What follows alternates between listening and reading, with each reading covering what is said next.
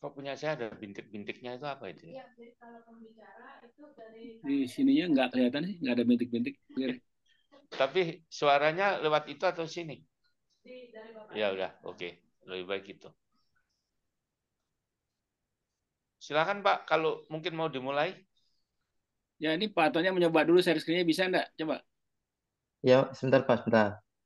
Nah, sebentar.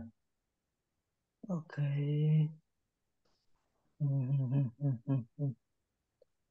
Oke.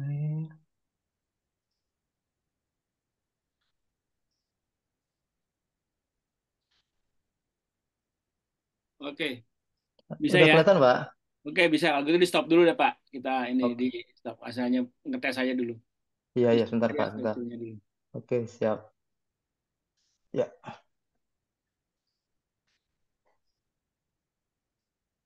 Mulai Pak Indro ya. Pak Indro, monitor. Kedengaran nggak ya? Pak Indro. Suara saya kedengaran? Oh, Nggak ya? kedengaran cuma itu agak Oh, putus-putus. oh, oh. Agak putus-putus suara Bapak. Suara saya nggak kedengaran ya? Agak Oh ya putus-putus. udah coba-coba. Saya mau coba satu lagi kalau gitu. Iya, kalau gitu saya pakai yang satu lagi coba ya. Coba, Oke. coba. Nggak maksud saya ini. Maaf ini karena memang saya di kantor ini, bukan di rumah. Oh, Entar dulu, coba entar dulu. Saya mau coba, udah sih jelas kok coba sekarang. ini. Nah, Jelas apa? sama tadi. Entar dulu. Coba saya Ya. coba lagi biar. Entar. Nah, jadi sekarang jelas ya? Ya, jelas Jelas. Pak, agak cuma aja. Ya, ya sudah. Ya, saya siapin lagi kalau enggak saya ini Ya, saya sedang menyiapkan ini. Bentar coba kalau cukup ya. baik kalau gitu. Baik ya, sambil Ini sambil saya juga sambil nunggu yang lain ya. Baik. oke. Oke. Oke. Bentar, Baik. saya ini. Assalamualaikum warahmatullahi wabarakatuh. Selamat pagi, salam sejahtera untuk kita semua dan selamat menaikkan ibadah puasa bagi kawan-kawan yang melaksanakan ibadah puasa. Waalaikumsalam warahmatullahi Nah, wabarakatuh. eh, selama bulan puasa ini kita melakukan diskusi rutin tiap Rabu eh, lewat Zoom. Itu karena berbagai pertimbangan gitu. Nanti kita mulai lagi hybrid setelah eh, Lebaran. Pak Aton Yulianto, itu siapa namanya resminya, panggilnya Pak Aton terus. Pak Yulianto. Beliau ini akan menjadi narasumber kita untuk bicara mengenai bioetanol. Tapi silahkan Pak Indroyono, Dewan Pembina kita untuk pembukaan, nanti Baik, Pak Unggul yang memoderatori. Silakan Pak Indroyono, terima baik. kasih. Ini suara saya kedengaran nggak sekarang, Pak? Dengar Pak? Oke, baik. Assalamualaikum warahmatullahi wabarakatuh. Selamat pagi, salam sejahtera bagi kita semua. Yang saya hormati para peserta CTHS diskusi pada pagi ini, dan juga terima kasih ini Pak Ketua CTHS, Pak Wendy yang telah membuka. Di sini ada Pak Aton. Kemudian juga hadir juga ini Pak Ketua Komite Bidang Energi, Pak Unggul ya. Saya hanya membuka saja seperti biasa. Kita menyiapkan berbagai isu iptek untuk disumbangkan kepada para stakeholder gitu. Dan ini sehari ini kita akan mendapat info diskusi dengan Pak Aton. Saya kira Pak Aton juga sudah bicara ya Pak dengan Wakabrin ya Pak. Nanti disampaikan lah seperti apa progresnya gitu. Dan saya sangat senang kalau ini upaya membangkitkan kembali tulang bawang sama Sulusuban ya untuk pabrik etanol begitu. Saya kira itu idenya. Dan kalau memang kita bisa garap bersama-sama, mudah-mudahan CTAS bisa memberikan sumbangsihnya untuk itu. Dan silakan Pak Aton disampaikan berbagai isu, nggak apa-apa. nanti seperti apa tuh, karena ada yang bilang, oh Pak, lahannya udah bukan punya kita lagi, apa gimana gitu ya. Coba deh kita berprogresnya seperti apa, nanti coba kita cari solusi bersama-sama.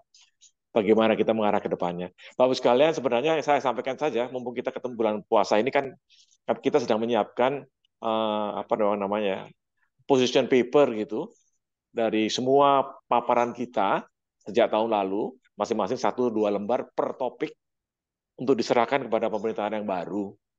Karena saya kira kami sedang menyiapkan ini bersama-sama, nanti kalau bisa dikasih izin salah satu hari Rabunya paparan materinya itu.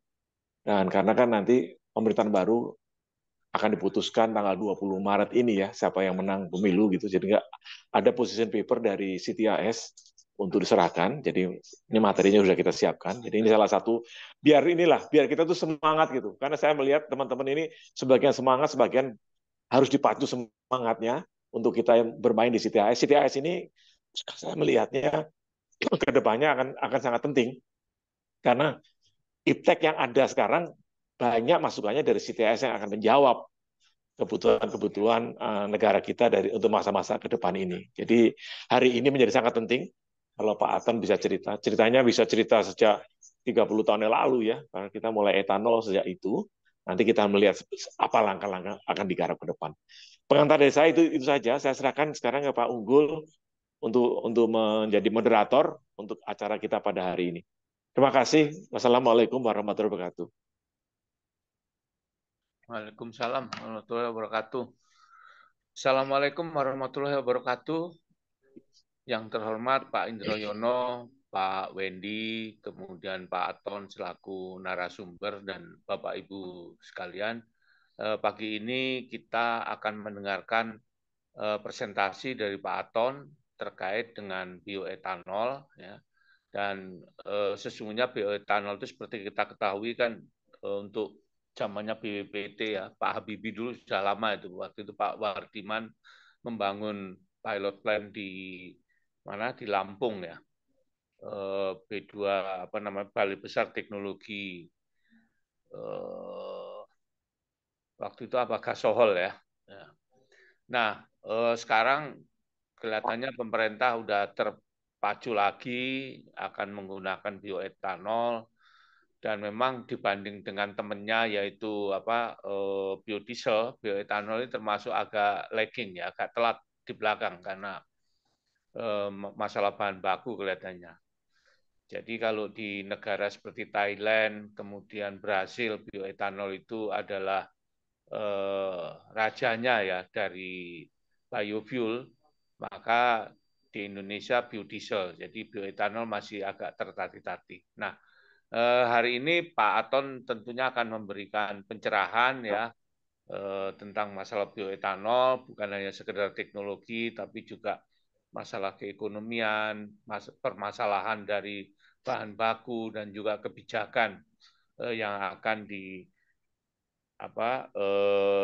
diterapkan oleh pemerintah. Nah, itu saja dari saya.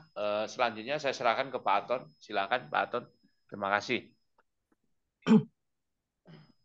Baik, terima kasih Pak Unggul. Yang saya hormati Prof. Indroyono, Pak Wendy, Bapak Ibu semua. Assalamualaikum warahmatullahi wabarakatuh. Waalaikumsalam. Mohon izin, apakah suara saya cukup Jelas, Pak. didengar dengan baik? Jelas? Ya. Oke, baik. Baik, terima kasih. Saya lanjutkan, izin share screen ya, Prof. Pak Unggul, izin share screen. Silakan. Terima kasih juga kepada teman-teman tim yang sudah ikut tadi, juga ada Pak Agus Eko dan teman-teman. Sebelum saya memulai, saya ingin menyampaikan informasi dulu. Ketika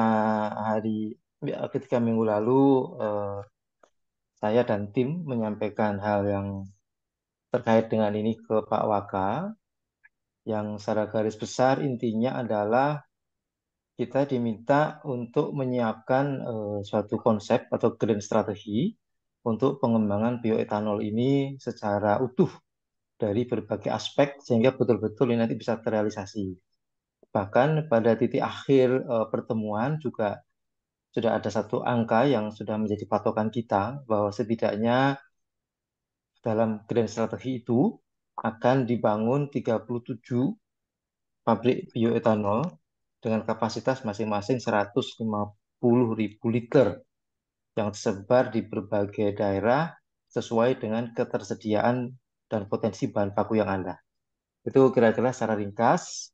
Dan ada satu hal lagi yang perlu saya sampaikan juga, walaupun ini mungkin tidak berhubungan langsung, terkait dengan komentar BRIN, terkait dengan apa yang disampaikan oleh calon presiden terpilih secara quick count yang ingin mengembangkan bioetanol dari singkong. Di mana salah satu pejabat BRIN mengatakan bahwa memang seolah-olah itu tidak tidak prospek ya, karena eh, kebutuhan akan bahan bakunya yang masih belum bisa dipenuhi, kira-kira secara garis besar begitu.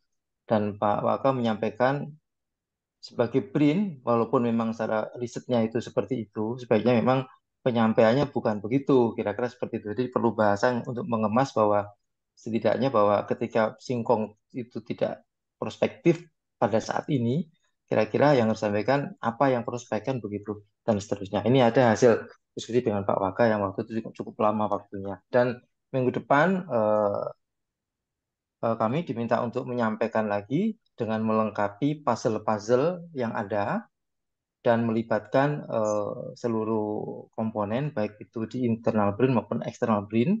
Dan beliau setelah puzzle-nya itu terisi semua akan meminta untuk dilakukan pertemuan dengan mengundang semua yang ke depan akan dilibatkan dalam program ini.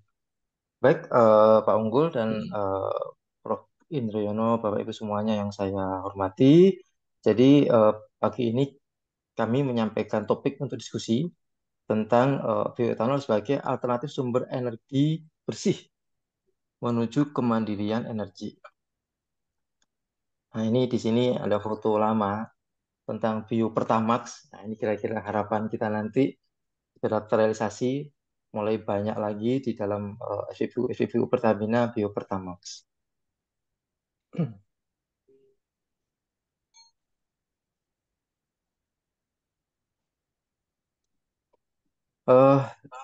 Bapak Ibu semuanya, ini potret singkat. Ini paparan yang kita ambil dikutip dari paparannya Pak Dr. Tatang Hernas yang menunjukkan bahwa betapa neraca perdagangan kita terkait dengan migas itu sudah minus dari cukup lama. Bahkan di tahun 2022 kemarin itu minus 24,4 miliar US dollar. Sementara yang non migasnya jadi kenaikan yang cukup signifikan gitu ya. Nah, ini tentu menjadi suatu hal yang sangat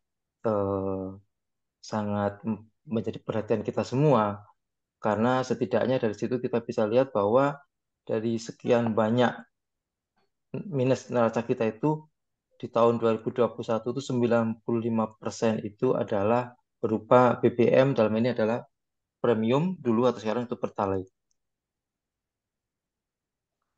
Berikut adalah eh, bagaimana tadi seperti disampaikan oleh Pak Unggul bahwa Brazil dan Amerika masih merajai untuk produksi bioetanol untuk energi, termasuk juga di Asia Tenggara itu ada Thailand yang menggunakan bahan baku molasses dan cassava, sementara di Amerika itu dominan menggunakan jagung dan di Brasil menggunakan molasses maupun dari tebu. Jadi kita saat ini belum sampai ke situ, masih jauh tentunya, dan mudah-mudahan segera kita menyusul itu. Kemudian berikut ini adalah eh,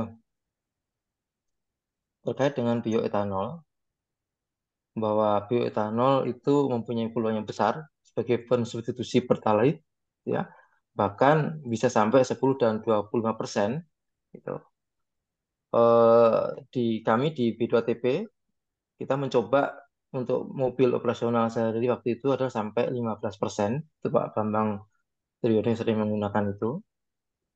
Jadi ada istilah EXX, itu artinya etanol berapa. Jadi kalau di Brasil itu sampai etanol E22, sekarang E20 sampai E22. Di Amerika E10, artinya bahwa dalam komponen itu ada sekitar berapa persen etanol yang ada di situ. Kalau E20 berarti 20% etanol, 80%-nya adalah dari pertalite atau apa gasoline gitu ya. Nah, dari hasil penelitian laboratorium menunjukkan bahwa penambahan 5% bioetanol yang mutunya fruit grade, fuel grade etanol itu akan meningkatkan RON bahan bakar dari 90 menjadi 91 atau pertamax. Itu kalau 5%. Kemudian kalau nanti bertahap bisa sampai 20% sesuai dengan apa yang ada di SDM, mudah-mudahan bisa lebih dari itu. Bapak Ibu semuanya, sekilas saya ingin menyampaikan tadi dari singgung oleh Prof. Indro bahwa pada tahun 83 pemerintah itu sudah membangun PPE, yaitu untuk program untuk produksi etanol sebenarnya. Jadi ada dua tempat yang dibangun waktu itu. Yang satu ada di Sulusuban dengan kapasitas 8 kiloliter. Yang satu lagi ada di Tulang Bawang dengan kapasitas 12 kiloliter. Dengan daya dukung lahan, nanti di belakang ada slide-nya, yang di Sulusuban itu dengan kebun energi seluas 2.000 hektar. Sedangkan untuk yang di Tulang Bawang itu ada dukungan lahan untuk bahan baku seluas 150 hektar. Itu di tahun 1983. Kemudian berproses terus sampai pada tahun 2005 itu ada Perpres nomor 5 tahun 2005 tentang penggunaan bioetanol untuk campuran dalam bahan bakar, dan tahun 2008 melalui Permen ESDM nomor 32 itu mulai digalakkan untuk pemasaran gasohol, dan pada saat itu BPPT sudah berinvestasi dengan menambahkan 1 unit dehidrasi untuk meningkatkan mutu dari etanol dari 99,5 menjadi 99,8 atau sebagai mutu untuk bahan bakar. Dan tahun 2013 itu sudah dilakukan sosialisasi.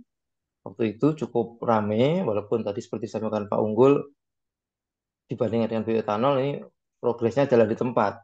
Dan pada tahun 2014 ini teman-teman ini curhat ya Pak, itu sudah berupaya untuk akhirnya untuk berusaha untuk mengakhiri kajian-kajian pembuatan bioetanol dari bahan baku pati dan gula, karena ada penataan organisasi di mana B2TP yang sebelumnya UPT-EPG di Lampung diminta hanya fokus untuk ke pangan.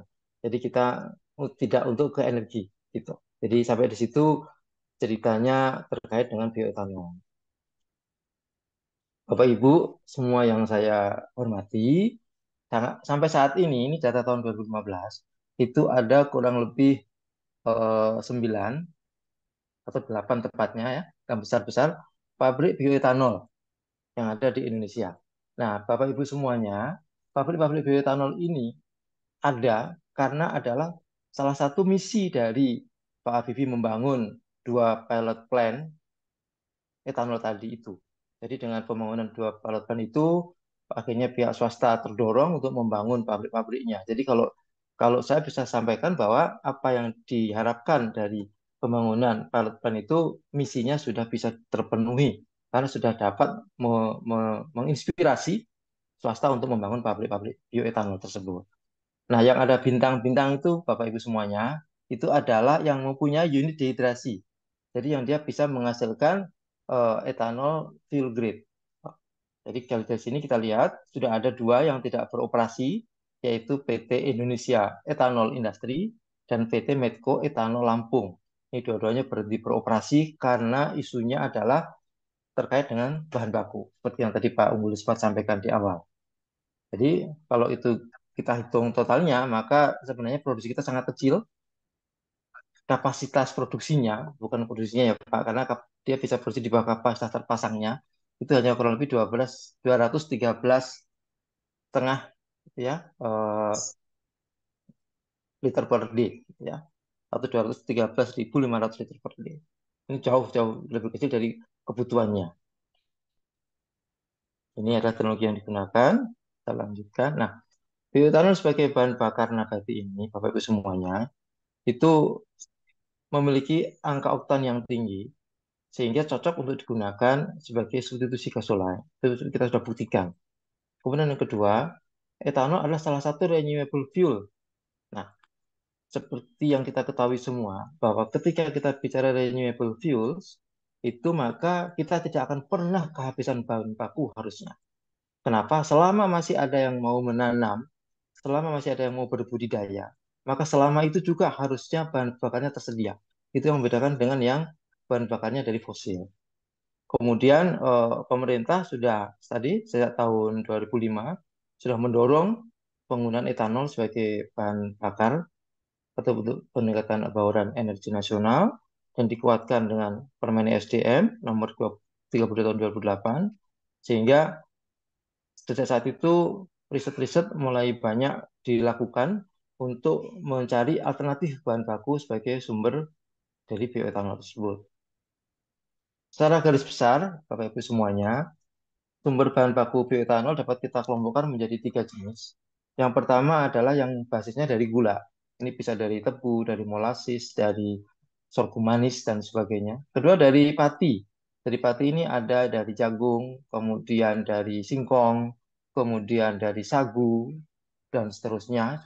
Juga dari pohon aren maupun sawit yang sekarang sedang dikembangkan teman-teman. Kemudian yang ketiga dari lignoselulus. Ini merupakan bahan baku yang kaya akan selulosa.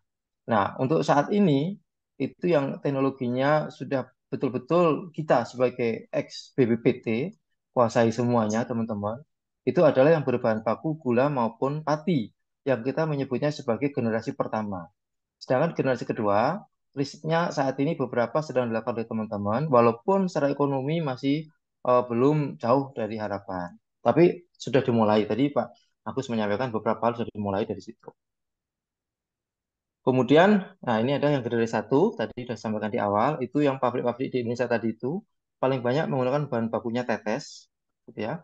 Kemudian untuk 2 pabrik itu juga pernah menggunakan bahan bakunya dari singkong, dan sekarang karena bersaing dengan pangan dia tidak dapat memenuhi kebutuhan bahan baku. Kemudian di Brasil menggunakan tadi tebu maupun cassava sebagian, terus Amerika menggunakan utamanya jagung. Sorghum manis digunakan oleh India dan Cina. Sagu ini sangat berlimpah, belum ada yang menggunakan. Nah, ini salah satu potensi yang luar biasa nanti bisa dikembangkan mudah-mudahan di Indonesia. Dan ada lagi aren, aren juga sama. Aren ini juga potensinya bagus tapi belum dibudidayakan dengan baik. Selama ini pati dari aren lebih banyak digunakan untuk sebagai bahan baku soun. Jadi Bapak Ibu yang makan soun dari Cirebon itu bahan bakunya selain dari sagu juga dari aren. Kemudian yang generasi kedua ini ada dari Bagas, dari Jerami, Tanah Kosong Sawit dan lain-lain, tapi memang masih belum kompetitif dalam hal keekonomiannya. Kemudian berikut adalah ketersediaan bahan baku yang dihimpun dari berbagai sumber, khususnya dari BPS. Kita, Bapak Ibu, itu untuk singkong yang seolah-olah jumlahnya sangat besar, kita tuh rata-rata per tahun itu hanya 22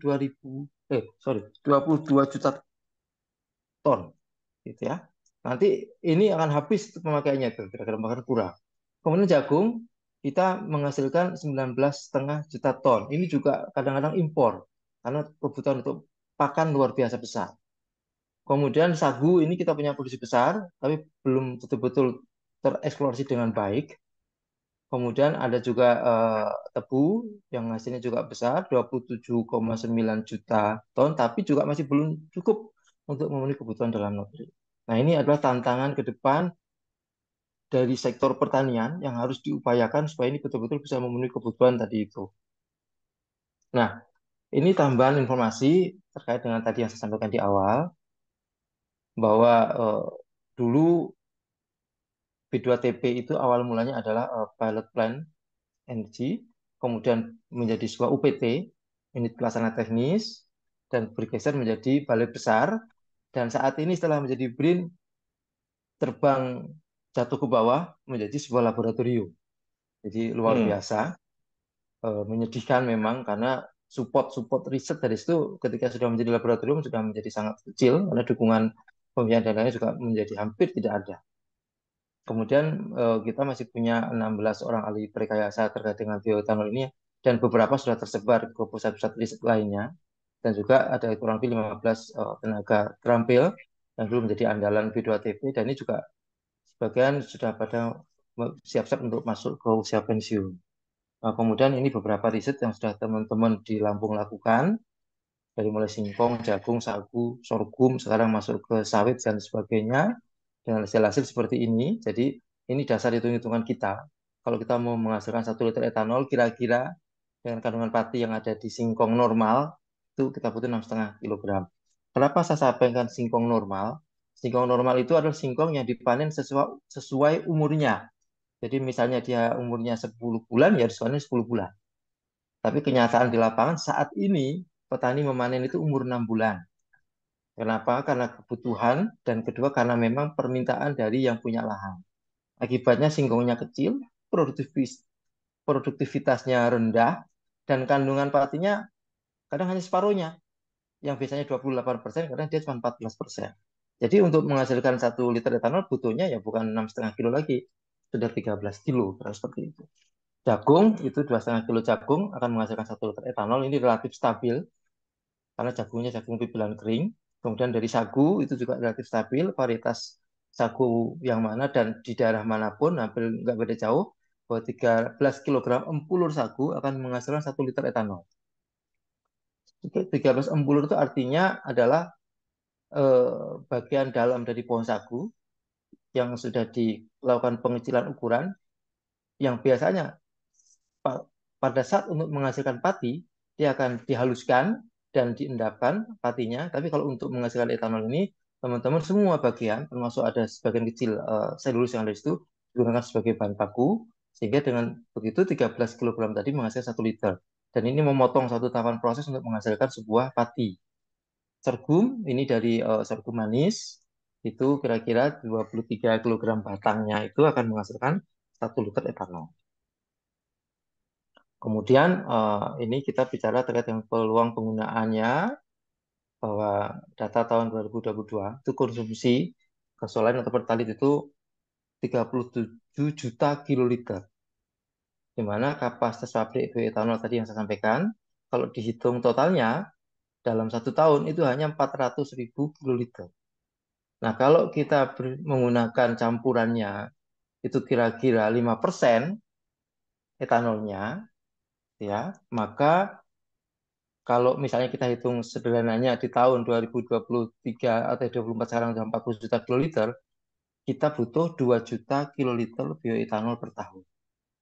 Nah, kemarin dengan Pak Waka dihitung, kalau misalnya itu 5% bioetanol, kemudian kapasitas pabrik itu yang ekonomis dan tersedia untuk vendor untuk membangunnya itu 150.000 liter per hari, maka dibutuhkan kira-kira 37 pabrik supaya bisa memenuhi 5% dari kebutuhan untuk pencampuran terhadap pertalite itu. Nah, kapasitas ini tentunya ini menjadi tantangan yang tadi saya sampaikan di awal, yang harus kita siapkan dengan baik segala sesuatunya termasuk ekosistem, peraturan, kelembagaan, dan sebagainya. Bapak Ibu yang saya hormati, ini adalah target penggunaan bioetanol sebagai campuran gasoline. Ini sesuai dengan Permen SDM tahun 2013 dan juga tahun 2015. Jadi di tahun 2025 ke depan, mestinya targetnya sudah bukan 5% lagi, tapi sudah 20%. Tapi tadi hitung-hitungan itu masih di angka 5%. Gitu ya.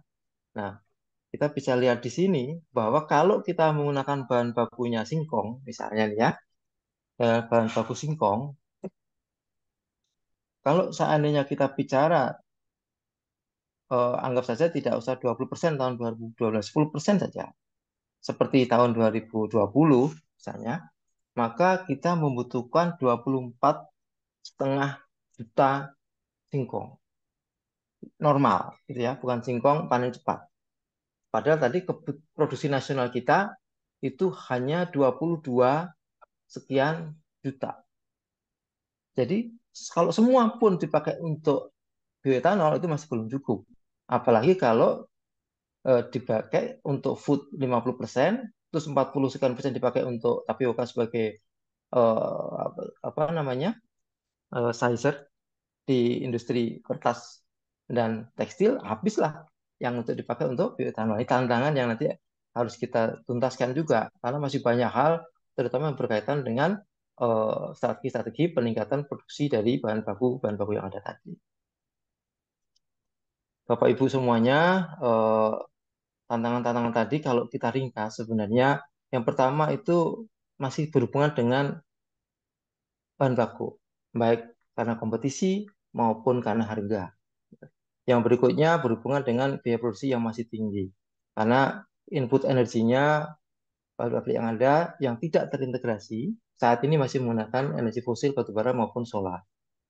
Kemudian pemanfaatan dan peningkatan nilai tambah byproduct ataupun co-produknya juga masih belum optimal. Ini hal yang harus kita lakukan supaya nanti kita bisa mencapai hasil yang maksimal. Kemudian juga fasilitas produksi etanol tidak berkembang. Hal ini juga karena investasinya perlu biaya tinggi. Kemudian hampir semua produsen bioetanol di Indonesia tidak terintegrasi sebagai suatu sistem biorefinery untuk memproduksi baik itu food, fuel, feed, dan juga fine compounds lainnya. Oleh karena itu perlu juga inovasi riset untuk pengembangan bioetanol generasi kedua. Nah, di sisi lain di luar teknis juga perlu adanya sinkronisasi kebijakan, kemudian perlu juga ada koordinasi dengan stakeholder yang lebih baik tentunya, tidak hanya di lembaga riset, tapi juga lembaga-lembaga lain, termasuk regulator, Kementerian SDM, Kementerian Pertanian sebagai sumber bahan baku, Kementerian Kehutanan, dan lain-lain sebagainya, kemudian dari sisi cukai dan seterusnya, dan lain-lain. Nah, itu yang memang perlu didorong dengan lebih kuat tentunya. Nah, pada diskusi kali ini, kami dari tim hanya akan menyampaikan fokus terhadap salah satunya adalah penyediaan bahan baku terlebih dahulu. Nanti mudah-mudahan ada kesempatan lain sehingga hal lain di luar yang topik bahan baku ini bisa kita sama-sama diskusikan dan kumpas tuntas, termasuk untuk melengkapi grand design yang diminta oleh Pak Wakabrin. Nah, terkait dengan bahan baku tadi, selama ini kita sudah mengenal ada bahan baku singkong, sudah familiar kita, jagung sudah pernah kita coba, sorghum sudah, tebu genja, kemudian sagu dan sawit. Untuk yang saya merahin ini, mudah-mudahan di lain kesempatan saya akan lengkapi karena memang kemarin banyak banyak hal yang datanya ketika kita harus pisah-pisah itu memang ada yang tercerai-berai ke sana kemari. Mohon maaf, jadi yang untuk jagung dan tebu genja belum banyak kita bahas di sini. Nah, tantangan-tantangan dalam aspek bahan baku ini tadi, seperti saya sampaikan, itu mulai dari ketersediaan maupun kesesuaian lahan. Karena nanti di mana kita berbudidaya tentunya harus disesuaikan ya ketersediaan maupun kesesuaiannya. Misalnya di Kalimantan, di food estate itu jagung katanya bagus, ya udah sana mungkin bahan bakunya fokus ke jagung dan lain-lain. Kemudian di daerah Papua banyak sagu, itu pakai sagu. Di Riau sagu banyak sagu, misalnya gitu ya. Di NTT daerahnya kering, cocoknya sorghum pakai sorghum dan seterusnya. Kemudian peningkatan produktivitas ini juga tantangan yang luar biasa di sektor pertanian karena bibit yang sama ditanam di Indonesia dan ditanam di tempat aslinya bibit itu produktivitasnya berbeda jauh. Hal ini karena memang petani kita yang tidak disiplin untuk mengikuti pola atau teknik budidaya yang ada dan lain-lain. Kemudian bagaimana teknologi pasca panen, ini juga menjadi persoalan kita, Pak. Misalnya kita nanam singkong, kita mau panennya itu, kemarin kita pernah coba di Lampung itu hampir 60 ton per hektar. Problemnya ternyata di saat panen, kalau yang orang dapat 25 ton per hektar, mungkin 1 hektar sehari atau setengah hari selesai. Ketika mencapai 50 atau 60 ton, itu butuhnya bisa 4-5 hari. Dan itu pun banyak singkong yang tertinggal karena patah di dalam misalnya. Ya, sederhana itu menjadi hal penting. Termasuk untuk sorghum. Itu juga banyak teknik-teknik di lapangan yang memang perlu penelitian dan tindak lanjut yang konkret. Kemudian yang belum banyak dilakukan juga teknik pemanfaatan dan peningkatan nilai tambah. Kemudian integrasi lahan dan pabrik ini juga dapat meningkatkan efisiensi untuk mengurangi kos transportasi dan sebagainya. Kemudian kelembagaan petani dan kesejahteraan petani seperti disinggung oleh Pak Waka. Kelembagaan petani ini dan kesehatan ini penting Bapak Ibu semuanya. Bayangkan kalau petani menanam singkong harus nunggu panen 10 bulan. Berarti dari 1 bulan pertama dia tanam sampai bulan ke-9, kalau nggak ada penghasilan lain, tentunya dia pasti akan bingung tuh gimana memenuhi kebutuhannya, misalnya seperti itu. Berbeda dengan misalnya petani menanam jagung, dia bisa panen setiap bulan. Tahu bulan pertama dia bisa panen baby corn, bulan kedua dia bisa panen jagung untuk jagung sayur, misalnya atau jagung bakar. Bulan ketiga dia bisa panen jagung dalam bentuk jagung bibit. Jadi tiap bulan ada pemasukan. Nah, kayak gini nanti harus dilakukan kajian lebih komprehensif di dalam wilayah-wilayah di mana akan dibudidayakan bahan-bahan baku tadi. Kemudian permodalan petani juga menjadi persoalan, dan pendampingan dan penyuluhan ini juga menjadi hal yang penting karena petani kita sekalipun Bapak Ibu, teman-teman sudah riset, Anda nanamnya caranya begini, bulan sekian begini, yang perlu dilakukan ini, itu dan seterusnya. Kalau petani nggak didampingin dan dilakukan penyuluhan, maka yang terjadi adalah mereka menanam dengan cara-cara dia. Dan automatically produktivitasnya akan jauh lebih rendah daripada kalau dia mengikuti SOP yang ada. Kemudian ini Bapak Ibu, sebagai informasi adalah konversi dari berbagai sumber bahan baku tadi. Misalnya dari singkong itu kalau normal singkong itu kandungan patinya startnya 28%, dengan rata-rata produktivitas nasional 25 ton per hektar, dan di dalam panduan bibitnya itu bisa mencapai sebenarnya tertentu itu bisa di atas 50 ton sebenarnya atau 60, ya kita beri pada separuhnya dengan menghasilkan jumlah gula kurang lebih 0,28 kilo, maka untuk menghasilkan 1 liter etanol fuel grade dibutuhkan kurang lebih 6,5 kilo singkong, ya. Jadi itu kebutuhannya. Jadi kalau kita konversi balik, maka kira-kira etanol yang dihasilkan untuk 1 hektar itu kurang lebih 3,9. Kalau 1 tahun berarti 1 hektar lahan dengan produktivitas 25 ton singkong normal, dia hanya akan menghasilkan 3,916 liter, ya. Kemudian jagung itu kandungan patinya tinggi 72%, ya. Walaupun dalam varietas itu mungkin ada di bawahnya, maka dia akan menghasilkan untuk 1 liter itu butuh 2,48 atau 2,5 kilo, atau dalam 1 hektar dalam satu panen akan menghasilkan 2.819. Kalau petani menanam jagungnya terus-menerus, karena dia 3 bulan panen, anggap saja 1 tahun panen 3 kali, maka dari jagung akan dihasilkan per hektar 8.458 liter. Kemudian ada juga sorghum. Sorghum ini Bapak Ibu sekalian, di Lampung kita sudah mencoba varietas-varietas macam-macam. Jadi memang kita tidak bisa memilih dua-duanya. Artinya kalau kita memilih sorghum yang batangnya manis, maka kita harus mengorbankan bijinya akan tidak banyak. Tapi kalau kita memilih varietas bijinya yang gede-gede, maka kita harus rela batangnya tidak terlalu manis. Kira-kira seperti itu dunianya. Jadi dari batang sorghum manis kita bisa menghasilkan kira-kira kalau dia ratun, panennya juga misalnya 3 kali dalam 1 tahun, walaupun pada ratun kedua dan ketiga produksinya akan turun, ya, itu kira-kira dia akan menghasilkan per hektar itu 8.726 liter. Nah, yang paling besar itu adalah sagu, di mana dalam 1 hektar sagu akan menghasilkan 10.750 liter. Dan untuk molasses kira-kira menghasilkan 2.797. Ini gambaran kasarnya, kira-kira seberapa besar potensi dari bahan baku tersebut kalau nanti akan dikembangkan.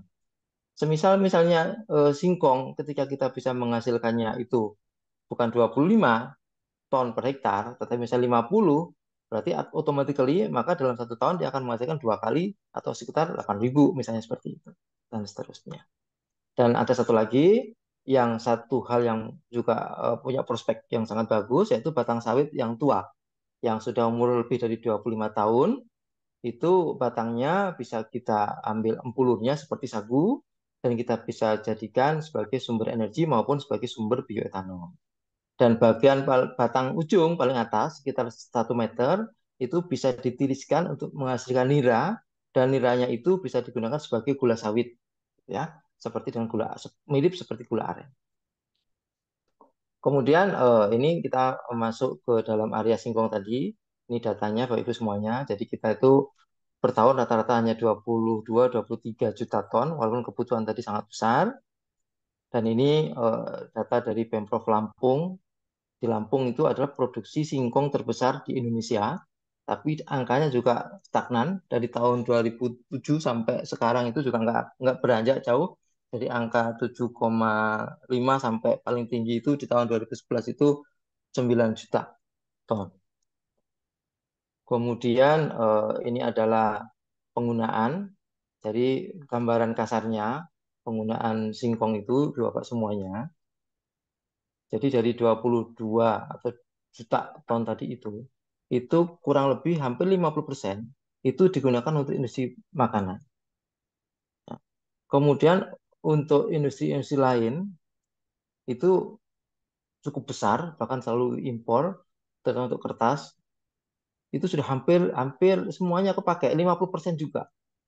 Gitu. Jadi itu hampir tidak menyisakan untuk bahan baku bioetanol tadi itu. Kecuali memang kita melakukan upaya budidaya sendiri, intensif, sehingga hasilnya bagus, dan seterusnya, yang tidak berkompetisi untuk penggunaannya. Lalu bagaimana dengan sagu? Sagu itu kita punya luas lahan 5,5 juta hektar. Itu dari UP4B datanya, tapi baru termanfaatkan 5,6% saja. Nah, kandungan patinya itu per luas tanaman itu 10-15 ton per hektar, biomasanya tinggi, kemudian pemanfaatnya tidak merusak lingkungan, dan dapat diintegrasikan untuk menghasilkan beberapa byproduct. Di mana dari hitung-hitungan teman-teman bahwa untuk produksi 1 juta kiloliter bioetanol per tahun perlu dukungan kebun atau hutan sagu seluas 150.000 sampai 250.000 hektar. Kalau misalnya ini 1 juta, jadi kalau tadi misalnya per kapasitas produksi itu satu unit plan-nya itu 150.000, maka kira-kira 7 ini kira-kira 150 bagi 7 ya, bagi 7 kurang lebih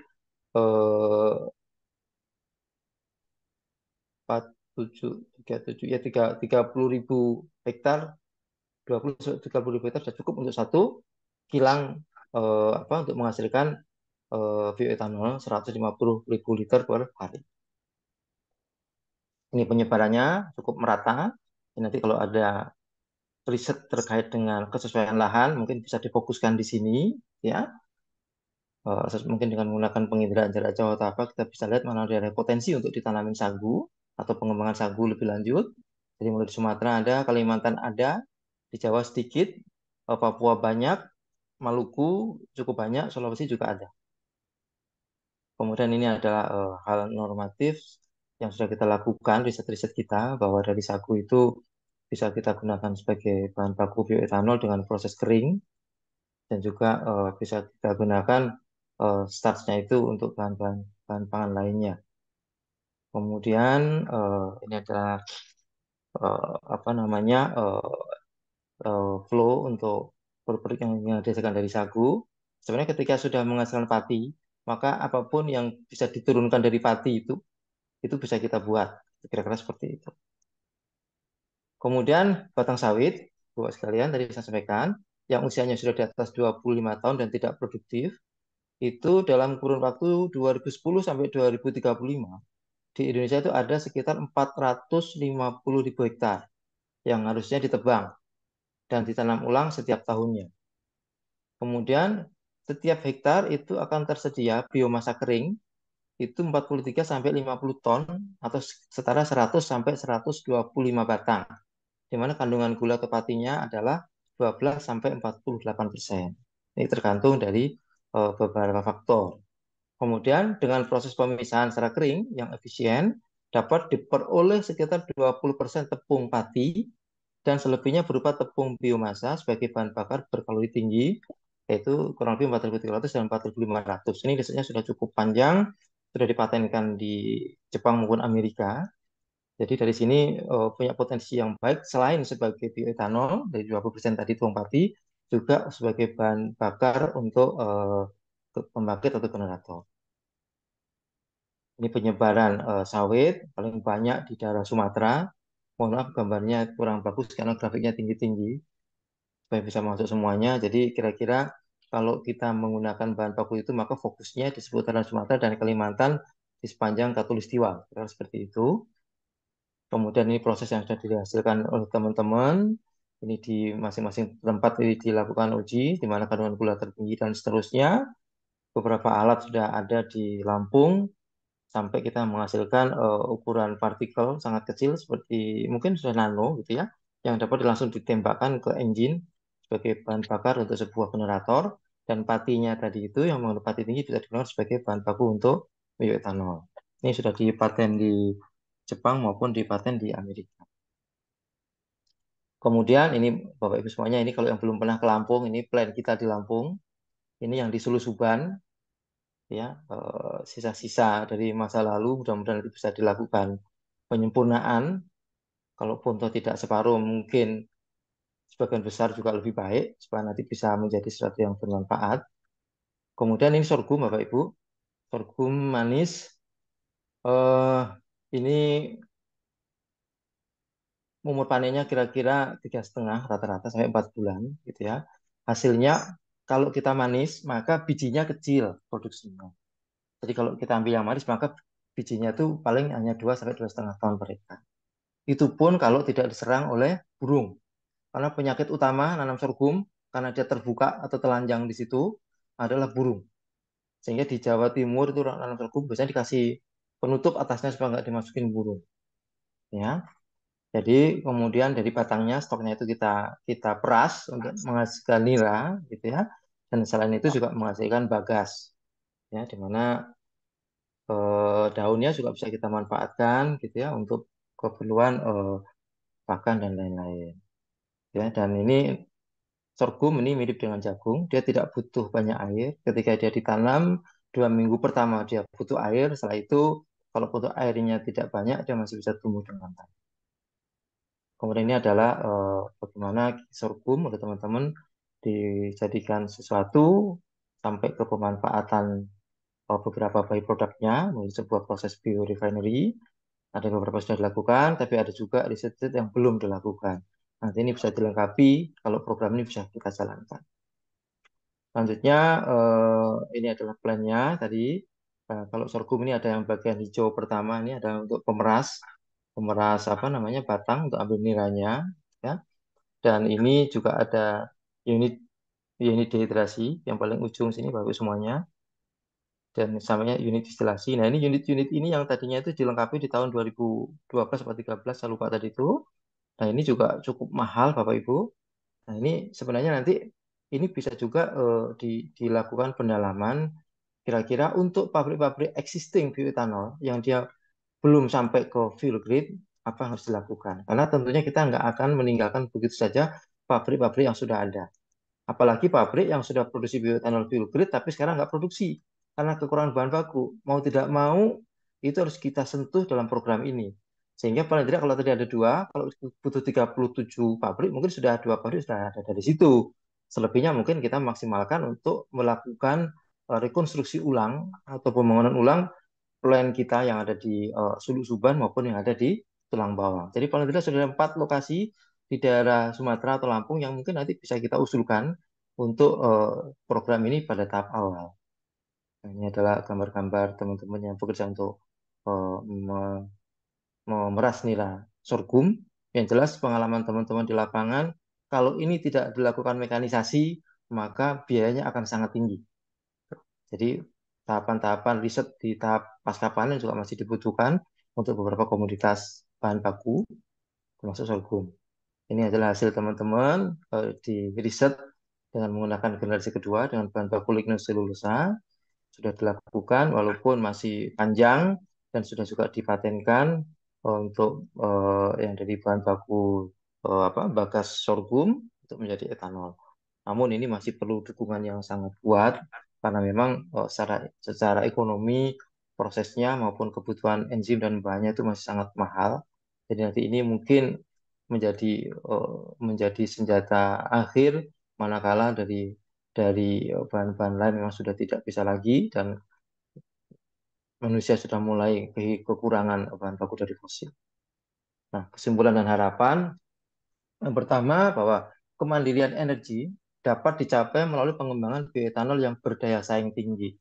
Ini saya underline berdaya saing tinggi karena memang produksi bioetanol dengan mengandalkan produk utama sebagai pengungkit atau penghasil keuntungan itu sangat berat. Oleh karenanya harus betul-betul terintegrasi sehingga produk-produk lainnya itulah yang akan menopang menghasilkan keuntungan-keuntungan tambahan untuk pabrik tersebut. Ya, maka kalau tidak efisien dan lain-lain, tidak berdaya saing tinggi, maka akan dengan sendirinya dia akan tutup dan selesai. Nah, daya saing tinggi itu apa yang perlu dilakukan untuk meningkatkannya? Yang pertama, menerapkan konsep biorefinery dengan memanfaatkan produk samping dan limbah menjadi komoditas bernilai ekonomi tinggi. Ini adalah murni konsep agroindustri, di mana agroindustri itu lebih mengedepankan pemanfaatan dan pengolahan limbah sebagai sumber penghasilan karena dari produk utamanya tadi adalah sangat minimal margin. Kemudian yang kedua, pembangunan pabrik yang terintegrasi dengan sumber bahan baku dan dekat dengan pengguna. Jadi misalnya nanti kita merencanakan membangun pabrik misalnya di Sulusuban gitu ya atau di Riau atau Selat Panjang untuk bahan baku sagu, maka kita harapkan memang itu dekat dengan sumber bahan bakunya dan dekat dengan Pertamina yang akan melakukan blending maupun distribusi di daerah tersebut. Gitu ya. Kemudian pemilihan bahan baku disesuaikan dengan potensi wilayah dan kearifan lokal. Ini penting banget. Kembali kita ke pengetahuan-pengetahuan dan hasil-hasil riset yang dilakukan BPT sebelumnya untuk pemetaan lahan menggunakan penginderaan jauh dan sebagainya supaya memang sesuai antara ketersediaan hara di dalam kondisi iklimnya dan sebagainya dengan bahan baku yang akan ditanam. Berikutnya, audit teknologi dan pendayagunaan pabrik bioetanol yang sudah tidak beroperasi. Ini perlu dilakukan. Kenapa kok dia tidak bisa berjalan? Apa betul karena faktor bahan bakunya? Apakah memang karena memang prosesnya tidak efisien? Atau perlu suatu inovasi tertentu? Ini termasuk audit untuk pilot plant bioetanol yang ada di Sulusuban maupun di Tulang Bawang. Sebelum dilakukan langkah-langkah selanjutnya ini mau diapakan. Kemudian yang kelima, untuk yang keempat ini Bapak Ibu, sebagai informasi, untuk lahan kebun energi yang ada di Sulusuban, itu menurut teman-teman yang ada di sana, itu sudah diserahkan dari BRIN kepada pemerintah Kabupaten Lampung Tengah. Di mana secara historis disampaikan bahwa tadinya pemerintah Kabupaten Lampung Tengah itu meminta hibah 200 hektar lahan, namun oleh BRIN diberikannya itu 1.980 hektar. Yang 20 hektar sebelumnya sudah dihibahkan oleh BPPT ke Pemprov Lampung untuk sekolah unggulan. Gitu ya. Nah, jadi sudah dihibahkan, namun hingga saat ini apakah itu sudah melalui proses yang sesuai atau sudah disetujui Menteri Keuangan atau belum, kami tidak tahu.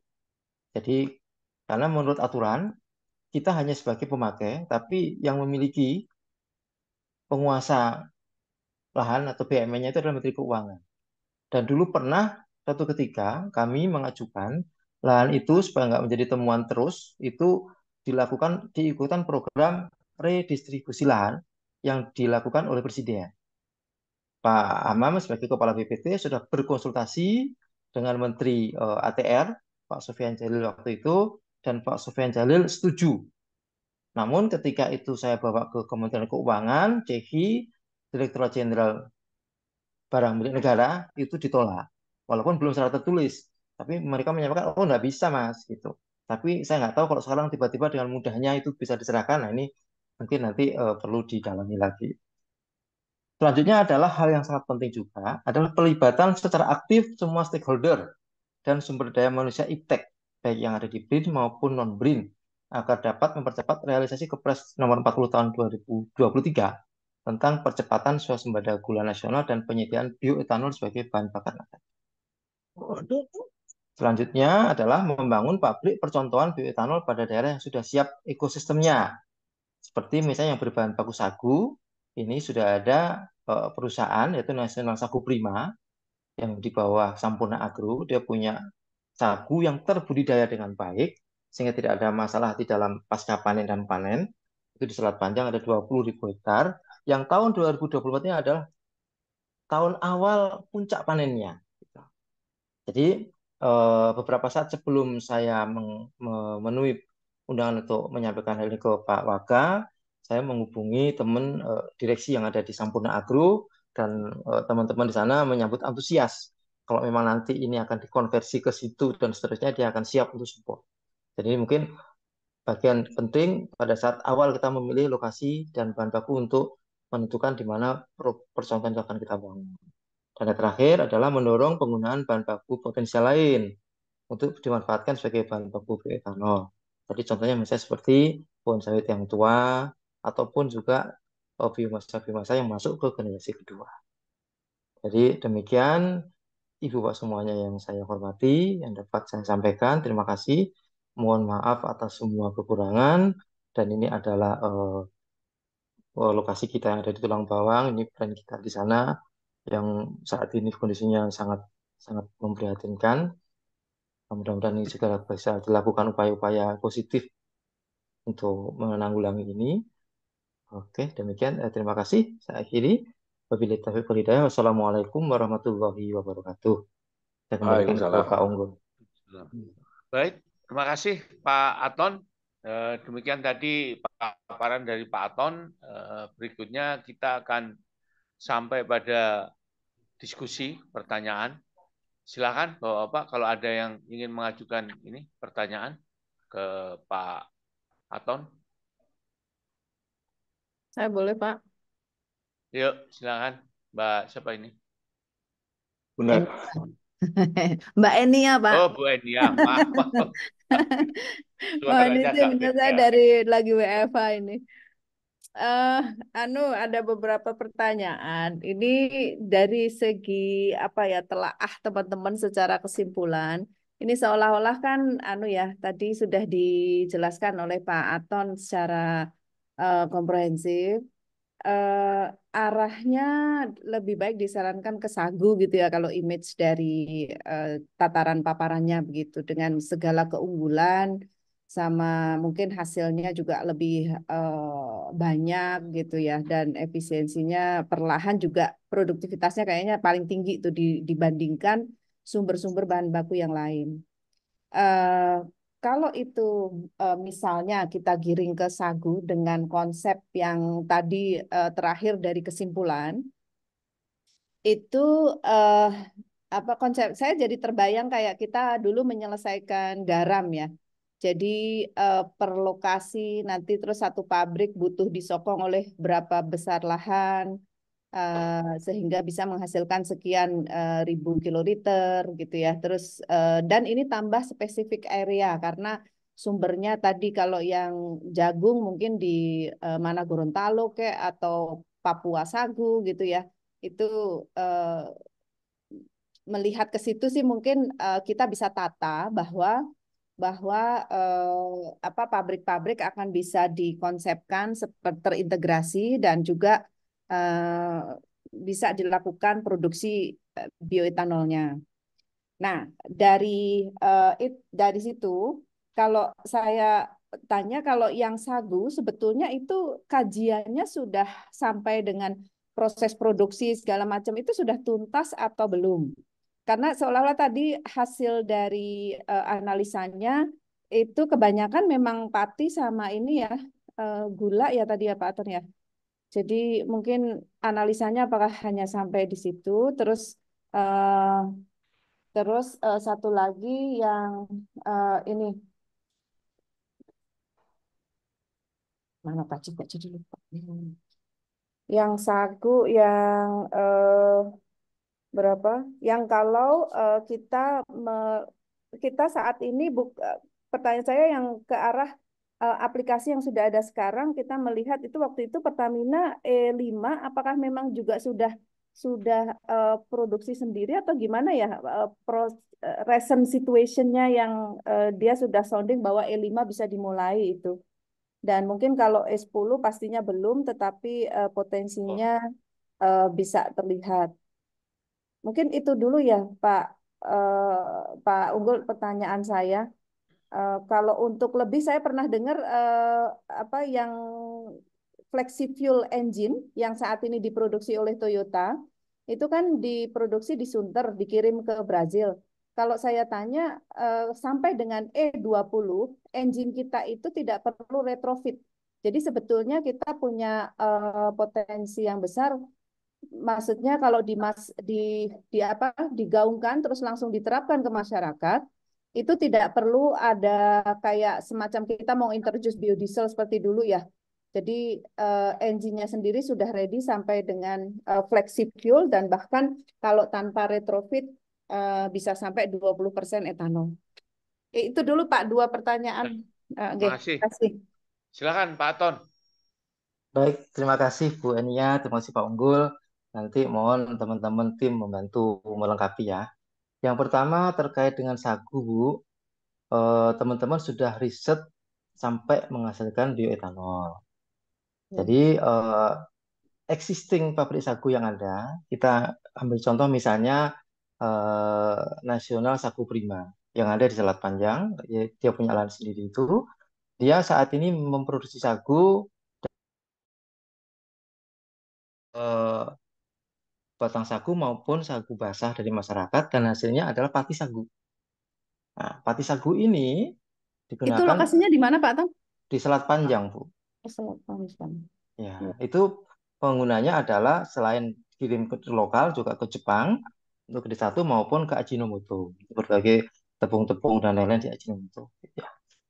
Nah, yang kita lakukan itu adalah kita tidak masuk untuk menghasilkan pati sagunya, tetapi kita melakukan inovasi dengan proses kering sehingga fraksi yang akan dihasilkan dari empulurnya itu adalah satu berupa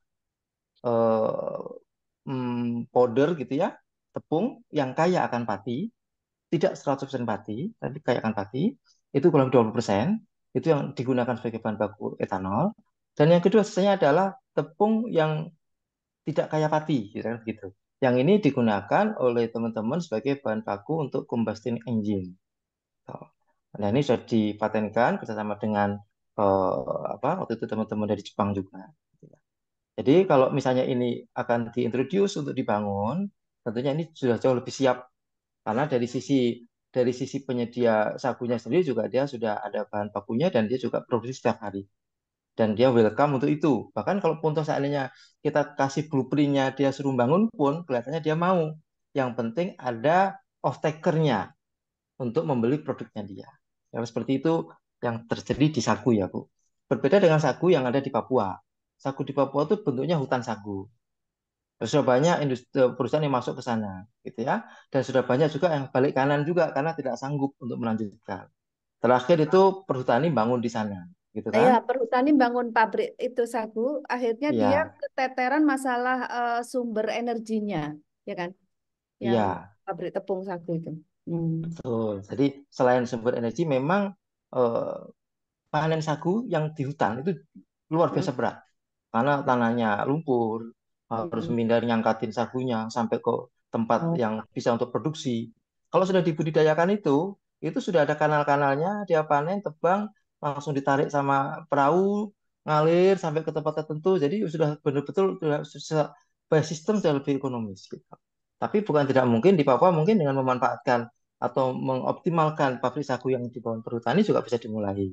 Walaupun effortnya jauh lebih besar. Itu dengan sagu ya, Bu. Hmm. Kemudian yang kedua tadi itu yang berkaitan dengan yang pada saat waktu uji coba ya. Waktu uji Uji coba coba ya. itu, iya itu uji cobanya resminya waktu itu kalau nggak salah 5. Namun setelah itu teman-teman sudah nyoba sendiri. Karena kan kita punya stok tuh. Ada waktu itu masih 20.000 liter, sekarang tinggal 16.000 atau berapa yang kita bagi-bagikan saat saat pandemi untuk hand sanitizer itu. Itu sampai 15%, itu Pak Bambang Tri ada di sini mungkin bisa menyampaikan testimoninya. Itu aman untuk mesin, Bu. Waktu itu menggunakan mobil Toyota Innova. Nah, Jadi kalaupun toh nanti kita mau mulainya tidak dari 5 pun sebenarnya seperti apalagi informasi dari Ibu bahwa di Toyota sendiri itu sampai di Brasil itu 20% juga masih aman dan memang di Brasil saat ini dia menuju ke 22% gitu ya Bu. Mudah-mudahan sih tidak jadi hal kendala yang utama gitu. Jadi ini bisa dilakukan akselerasi untuk meyakinkan semua pihak bahwa ini memungkinkan. Kira-kira seperti itu. Terima kasih Bu. Mohon Pak Agus, Pak Bambang dan tim lainnya kalau ada yang mau ditambahkan silahkan. Silakan Pak Agus, mungkin. Atau Pak Bambang, monggo. Atau yang lainnya silahkan. Saya tanya, Pak. Yo, silakan Pak Wendy. Belum ada Pak. Ya. Belum tanya ya Pak. Ya, Pak Aton, monggo, Pak Wendy, monggo. Silakan. Tanya gini aja. Yang pertama saya dengar nggak gitu. Ada sih penjelasan dari Pertamina. Waktu mereka menyebutkan etanol itu 5%. Saya nggak tahu sampai sekarang itu apa memang sudah ada supply-nya dan gimana dia itu harga jualnya. Apakah ada mekanisme seperti biodiesel lewat BPDKS, semacam supply subsidi seperti itu ya? Bahwa di KM SDM-nya sih sudah ada, emang sudah ada sejak tahun berapa ya? Mungkin itu saya lupa itu waktu itu bersama dengan. Nah itu saya nanya mengenai E5 itu mekanisme itunya gimana ya? Apa subsidinya kalau ada? Kalau nggak ada terus bagaimana ya? Terus dan bahan bakunya dari mana dia? Satu. Terus kedua gini, saya pernah ninjau dulu sekali ya Pak Aton ya. Itu ada di salah satu tempat di Bogor waktu itu ada dosen IPB bilang bahwa bisa sampai ada di TV itu bahwa sangat murah bikin etanol dan segala macam dan dibikin campuran untuk ya ini apa gasolin etanol gasohol 5%. Nah setelah saya sama kawan itu melihat ke sana ternyata dia itu bisa masuk karena pertama klaim dia adalah bahwa dia bisa membudidayakan singkongnya itu dengan hasilnya itu 2 kali lipat ada metodenya mereka lah. Terus tapi yang kedua yang saya lihat itu yang menyebabkan saya jadi pesimistik lihatnya adalah dia itu ternyata nggak beli input energinya. Jadi dia karena skalanya kecil, dia beli atau dapat atau ngumpulin itu pembakarannya itu dia gunakan dari kayu-kayu sisa-sisa dari mana gitulah dari dia kumpulin di situ dia bayar harga murah sekali gitu. Yang saya pikir kalau untuk skala industri pasti nggak akan masuk. Tapi itu pun yang kita lihat adalah bahwa itu pun dia sebetulnya bersaing dengan etanol untuk apa namanya? Untuk makanan ya, untuk mana atau untuk obat-obatan ya Pak ya.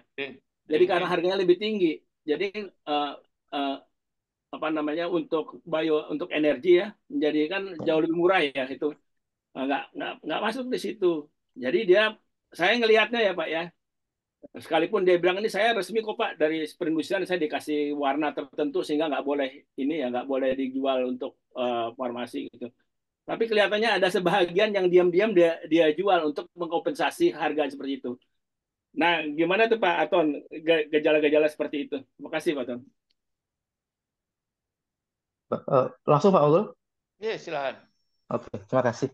Sebelum menjawab yang pertama, nanti yang pertama jawab Pak Agus Eko dan Pak Bambang, Pak. Karena beliau pelaku sejarah, nanti bisa menceritakan. Kalau yang kedua, sedikit tanggapan saja. Memang Pak, jadi kalau kita bisa melakukan inovasi di sisi hulu bahan baku, itu automatically akan menopang pengurangan biaya produksi dengan sangat besar, Pak. Tadi saya sampaikan misalnya, saya waktu itu ambil data tentang jagung saja, Pak. Jagung itu sama-sama bibitnya dari Monsanto, dari Cargill gitu ya. Itu ditanam di Amerika Latin dengan ditanam di kita, produktivitasnya separuhnya, Pak. Kalau di sana dapat 12 sampai 13 ton per hektar, di kita tuh dapat 6 ton, paling jago itu 8 ton. Kenapa begitu? Ya karena memang mereka patuh dengan SOP untuk menanam itu.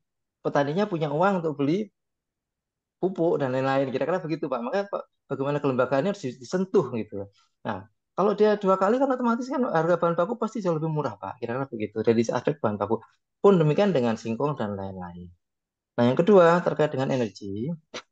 Tadi memang ketika kita bicara nanti itu plannya harus terintegrasi, integrated dan menerapkan konsep biorefinery, misalnya kayak di Sagu, ketika misalnya dari empulurnya kita gunakan sebagai bahan baku untuk etanol, maka tepung yang lainnya kita bisa gunakan dia untuk bahan bakar engine untuk menghasilkan energi sehingga tidak membutuhkan energi dari luar. Nah, itu akan jauh lebih efisien gitu ya, Pak ya. Yang ketiga, memang kalau kita lihat harga bioetanol untuk BBM ini kan masih lebih murah dibanding untuk yang misalnya keperluan farmasi. Kalau aja untuk misalnya antiseptik gitu ya, Pak. Tapi di regulasi kita, Pak, itu untuk kebutuhan industri, termasuk untuk farmasi, itu kena cukai 100%, Pak. Gitu. Jadi misalnya kalau harga normalnya itu misalnya 10.000 ya, kita jualnya ya harga dasarnya jadi naik 2 kali 20.000. Itu belum masuk keuntungan dan seterusnya, seterusnya. Itu kondisi yang di lapangan kira-kira seperti itu. Nah, untuk yang E5, kemudian mekanisme penentuan harga, pencampuran dan sebagainya, nanti Pak Agus dan Pak Amang mohon bantu menjelaskan. Silakan, Pak.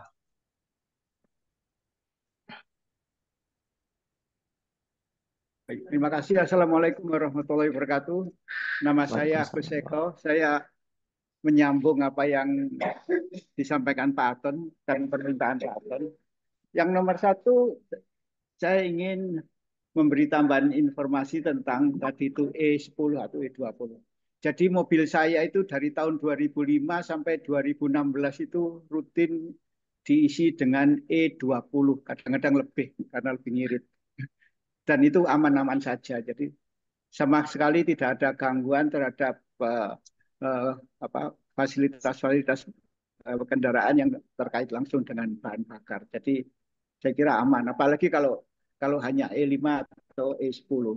Kemudian yang kedua adalah E5. Kelihatannya sekarang E5 itu sudah diterapkan karena pensuplai bioetanolnya itu hanya sedikit, yaitu Enero ya, yang di Jawa Timur dan Molindo, sehingga sekarang ini diterapkan di Jawa Timur saja, di Surabaya kalau nggak salah.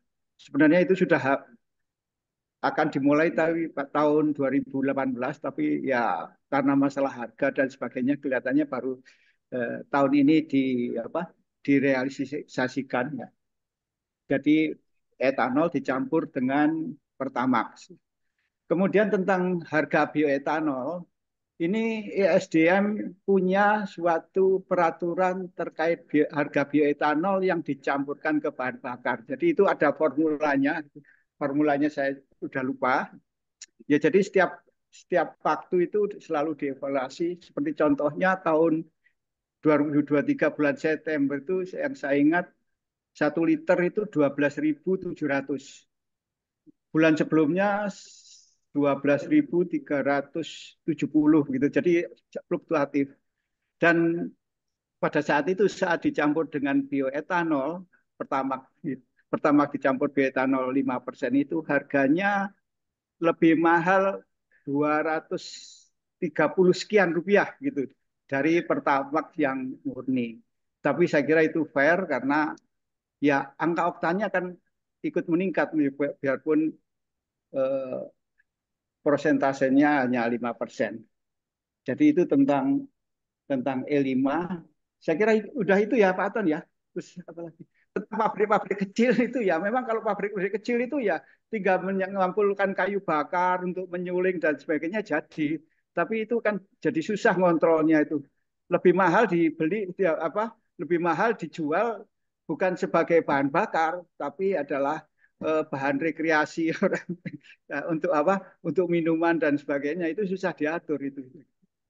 Dan memang ini satu hal yang sangat kritis ya.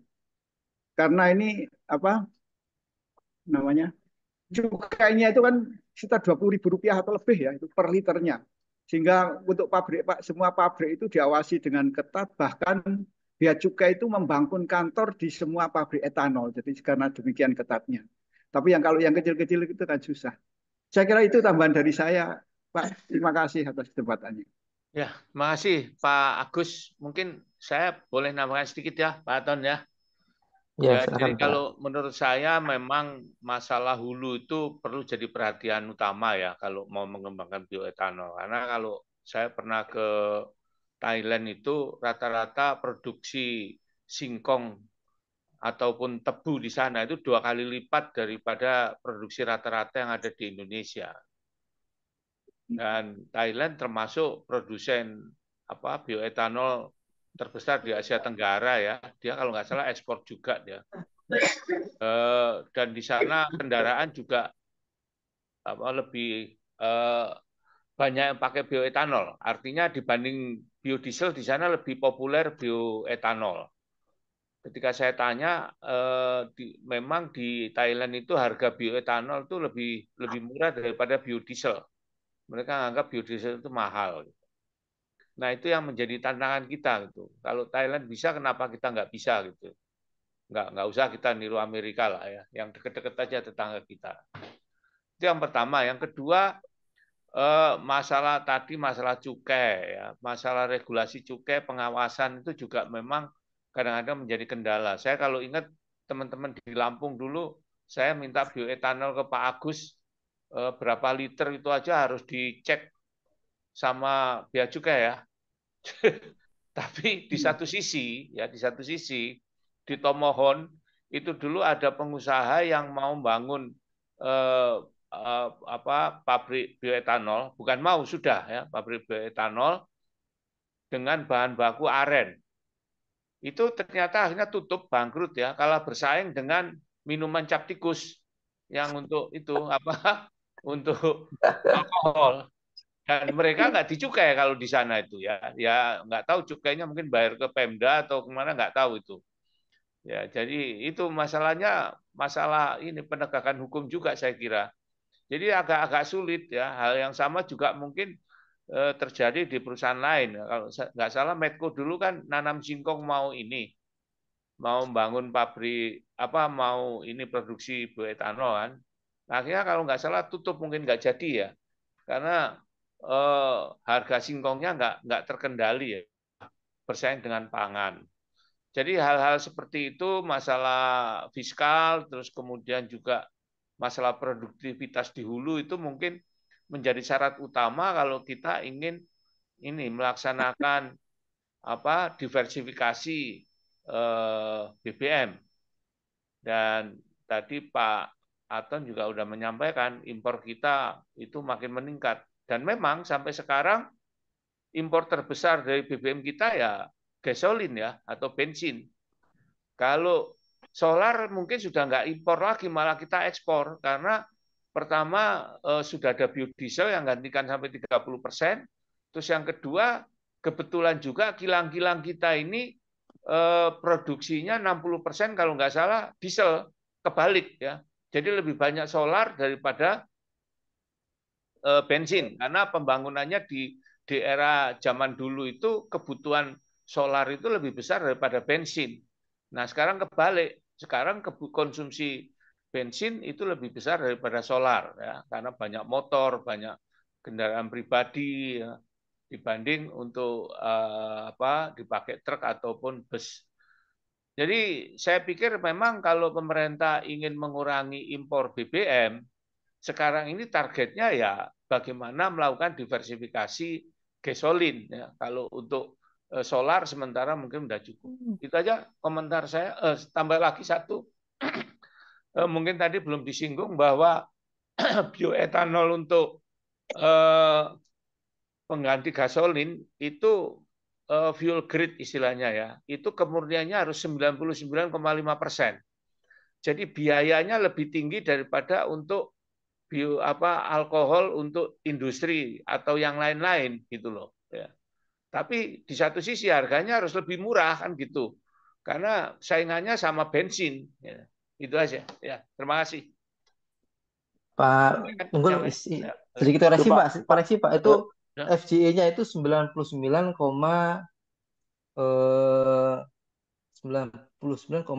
Pak. 8 Bukan 5 ya. Bukan Pak. Itu Pak Noval mau tanya tuh, Pak Noval. Ya, monggo silakan Pak Noval. Terima kasih. Assalamualaikum warahmatullahi wabarakatuh. Saya bukan ahli Waalaikumsalam. energi dan kimia ya. Kemudian bagaimana dengan sepertinya ini gas sohol pernah ada, terus hilang, terus muncul biodiesel. Nah, sekarang elektrifikasi. Elektrifikasi belum berjalan lama, PLN bikin pembangkit atau pemproses hidrogen. Nah, ini gimana kira-kira? Apakah elektrifikasi ini akan terhenti karena hidrogen atau mungkin elektrifikasi mobil-mobil listrik dan mobil atau kendaraan lainnya akan terhenti karena adanya etanol. Kembali lagi kita ke motor bakar. Sehingga kalau melihat seperti itu, elektrifikasi yang mungkin sampai saat ini masih sulit, yaitu di transportasi laut dan udara. Transportasi laut kan pada umumnya pada saat ini menggunakan HFD. Nah, mungkin potensinya kalau melihat program elektrifikasi mobil dan lain sebagainya yang transportasi darat seperti itu dan kemudian hidrogen muncul, mungkin masalah bioetanol ini bisa mensubstitusi untuk bahan bakar transportasi laut, terutama untuk mengurangi, saya nggak tahu apakah ini sudah diteliti apa tidak, mengenai gas buangnya dari etanol ini. Apakah betul-betul bebas dari sulfur, bebas dari 3 unsur itu, SOx, NOx, dan karbon oksida. Hanya itu aja pendapat saya, mungkin ada yang bisa menjelaskan. Terima kasih. Ya, silakan Pak Aton. Baik, terima kasih Pak Unggul, Pak Noval. Dulu sering ketemu sama Pak Noval, senang nih ketemu lagi sekarang. Oke Pak, tadi yang Pak Noval sampaikan itu bisa jadi ide pemikiran ke depan Pak, karena bisa jadi masing-masing punya segmen pengguna sendiri-sendiri. Seperti contoh misalnya, untuk kan kita sebelum ke sana Pak, ketika kita masuk ke ranah produksi Pak, itu ada dua hal yang harus kita perhatikan. Yang pertama adalah disparitas harga. Jadi misalnya harga jagung di Gorontalo pada saat bersamaan dengan di Lombok dengan di Surabaya pasti beda. Dari situ banyak bedanya sehingga muncullah para pedagang dari situ peluang-peluang bisnis itu. Kedua adalah dengan geografis kita itu biaya transportasi Pak itu terus naik Pak. Bahkan kadang ada mencapai 20% dari biaya produksi. Nah, dengan kondisi seperti itu, pembagian penggunaan sumber energi tadi menurut saya jadi menarik. Misalnya untuk yang di area perkotaan itu menggunakan energi listrik, gitu ya. Untuk yang mobile, untuk yang angkutan umumnya mungkin menggunakan hidrogen. Untuk daerah-daerah tertentu yang suplai Pertamina-nya ke sana berat, kosnya dan lain-lain mungkin menggunakan eh, tadi bioetanol plus bahan dari Pertamina. Terus mungkin yang lainnya bisa juga untuk angkutan laut dan lain-lain. Jadi itu sangat dimungkinkan menurut saya Pak. Itu kembali nanti bagaimana pilihan strategi penggunaan energi secara nasional itu akan dibedah menurut saya Pak. Menyesuaikan penggunaan BBM itu sesuai dengan karakter masing-masing misalnya. Jadi itu akan menghemat efisiensi yang pendapat saya loh Pak ini efisiensi yang cukup besar gitu. Sehingga bayangkan kalau Pertamina harus ngirim misalnya ke daerah terpencil untuk hanya untuk itu misalnya sementara di sana punya potensi bahan baku yang bisa digunakan. Makanya ketika kita berbicara kemandirian energi, tentu kita nggak akan lepas dari itu. Dengan negara kita yang penuh kepulauan, dan seterusnya, dan seterusnya, dan seterusnya. Itu kalau pendapat saya begitu Pak Noval. Nah, yang berikutnya terkait dengan tadi yang kedua itu, Terima kasih Pak Aton. okay, yang kedua nanti mungkin yang lainnya juga bisa nambahkan Pak, kalau yang terkait dengan hal-hal lain secara non teknis mungkin kami tidak punya pengetahuan ke situ Pak. Terima kasih Pak Unggul. Ya, silakan. Yang lain mungkin. Ya, boleh saya boleh ya, Pak? Silakan monggo Pak Indro. Ya, jadi pertama-tama saya ucapkan selamat nih ya, Pak Aton. Gini, selamat Anda mau bangkit kembali. Nah, tapi selamat, tapi Anda punya dosa juga. Apa dosanya gitu? Gini, kalau Anda sudah berhasil meyakinkan, tadi saya itu Bapak 11 pabrik ya, betul ya? Betul ya Pak? Dari Bapak Yes, itu? Ya. iya Pak. Kira-kira, nah, jadi kalau saya boleh saran, pertama Pak Aton, karena Bapak udah dilindungi sama Pak Waka ya, undang 11 pabrik itu. Karena mereka membuat pabrik itu kan karena promosinya BPPT, betul kan? Nah, undang, coba dilihat masalahnya apa. Jangan 11 jadi tinggal 2, gitu, jangan. Berarti Bapak itu sudah berhasil menjadikan ini industri, ya kan? Tapi kalau nggak dipelihara, terus mereka pada mati, Bapak dosa, gitu. Itu saya bahasa vulgarnya seperti itu. Jadi tahap sebelum berikutnya, saya usul, itu coba diundang 11 pabrik yang sudah punya produksi, dibedah. Masalahnya apa sih Pak? Oh, tadi semuanya bilangnya bahan baku. Kalau saya sederhana, Mas. Kalau bahan baku urusannya lahan, betul kan? Kalau saya sederhana, lahan saya punya jutaan hektar, maksud kami itu pokoknya hutan 30 juta hektar hutan kan punyanya APHI gitu kan, pemilik konsesi maksudnya. Sebenarnya itu nggak masalah.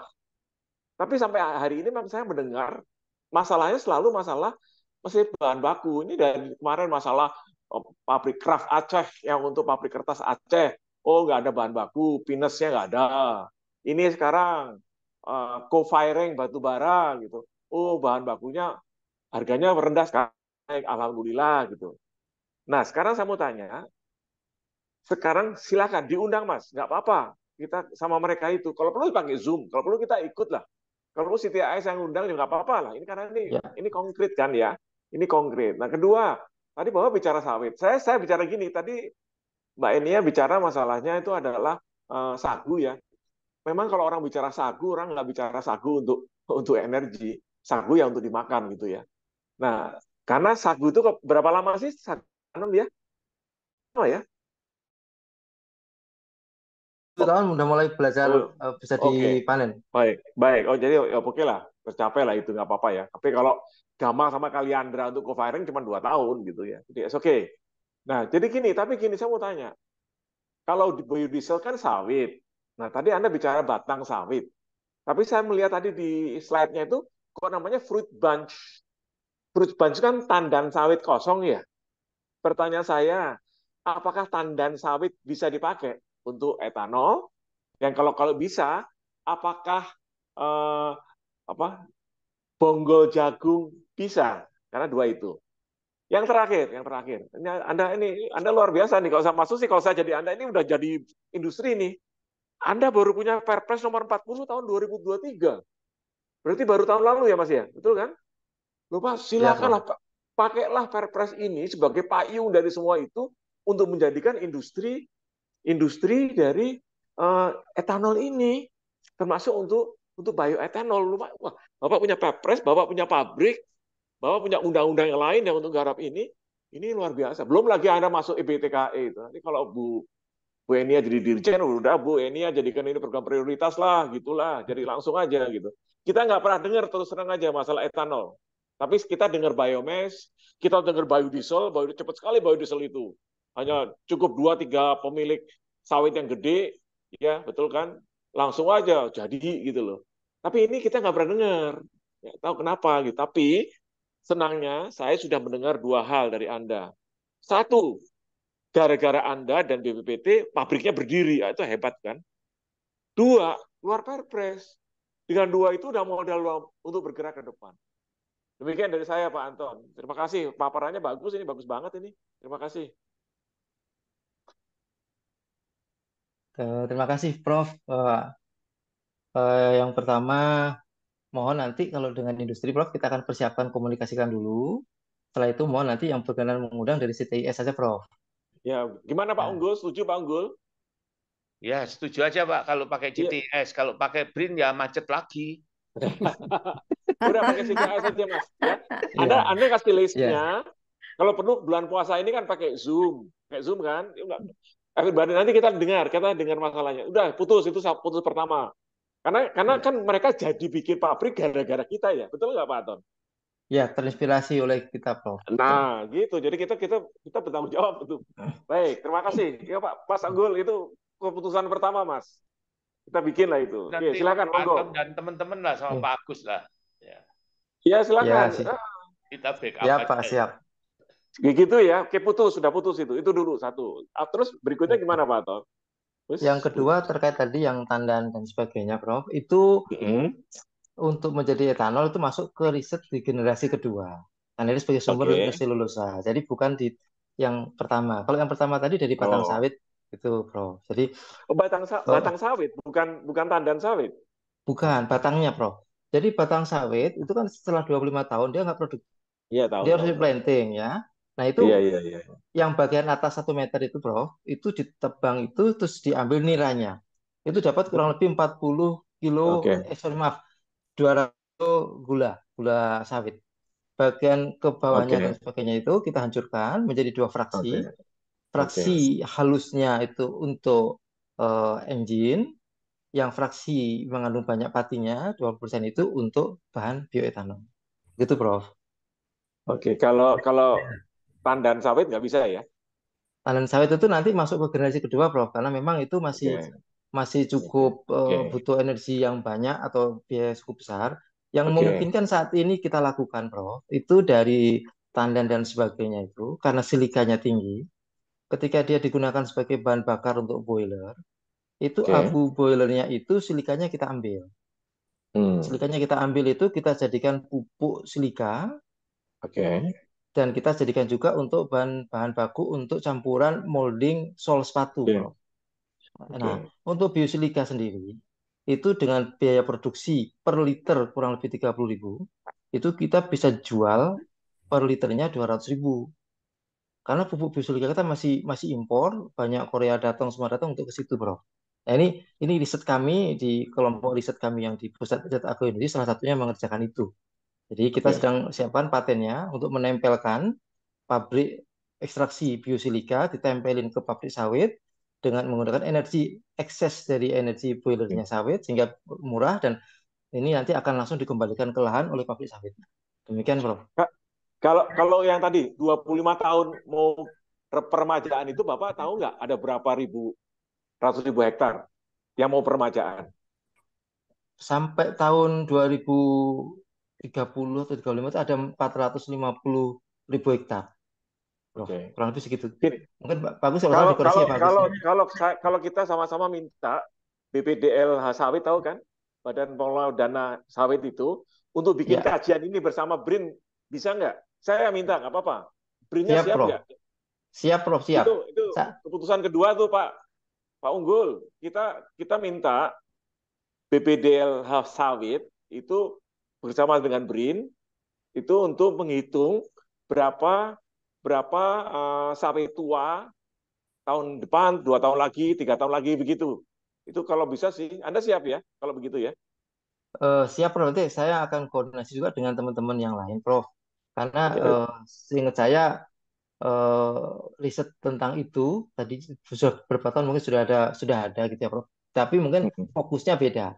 Fokusnya kita masih Iya. di teknik untuk menghasilkan apa ordernya untuk engine, Oke. tapi belum sampai kepada bagaimana ini lebih luas dalam hal untuk implementasinya, Oke. kira-kira begitu. Tapi Oke. yang Oke. sedang kami siapkan juga itu proposal riset dengan BPDPKS itu untuk membangun produksi ekstraksi biosilikanya, Prof. Yang untuk pupuk. Itu sedang Yes. kami siapkan, Prof. Ya. Tapi gini, maksud saya gini, itu ada Pak Agustan ini. BPDKS kita untuk pakai remote sensing aja, Dokter Agustan. Kita Oke. jadi nanti bisa ada cerita gitu, Pak.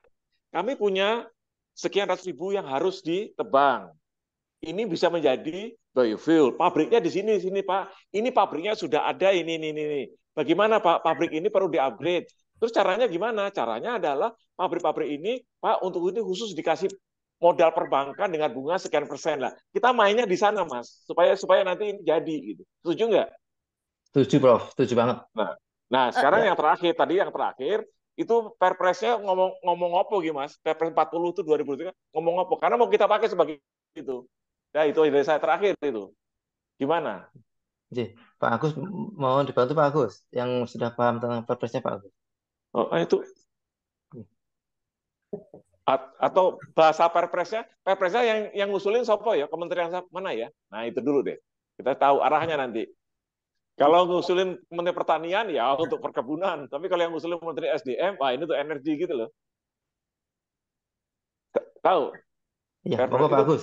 Ya, baik. Ya. Saya menyambung apa yang disampaikan Pak Aton, Perpresnya itu adalah terkait dengan swasembada gula nasional dan pengadaan bioetanol. Jadi dalam Perpres itu intinya ditargetkan untuk membuka 700.000 hektar perkebunan tebu untuk gula dan pengadaan 1,2 juta kiloliter bioetanol ya, untuk subsidi bahan bakar targetnya di tahun 2030. Jadi intinya di situ Perpresnya. Demikian Pak. Berarti bahan bakunya tebu ya? Itu tebu, bahan baku tebu Oke. dan pengertian Oke. bioetanol dari tebu di situ adalah molasesnya. Jadi tebunya jadi gula, molasesnya yang dipakai untuk bioetanol seperti itu. Tapi Baik. belum ada yang hitung itu cukup nggak kebun tebu seluas itu molasesnya dipakai untuk bioetanol dan mendapatkan 1,2 juta hektar itu perlu dihitung lagi. Hitung-hitungan kasar saya kok masih agak kurang gitu. Oke. Molasesnya. Baik. Baik, terima kasih Pak. Ini udah ada dua tuh, tiga kesimpulan tuh Pak. Saya bantu aja Pak Unggul. Izin. Ya. Izin Pak. Silakan. Ya. Tuh, ini calon Dirjen, gimana calon Dirjen? Amin, Pak Indro, makasih.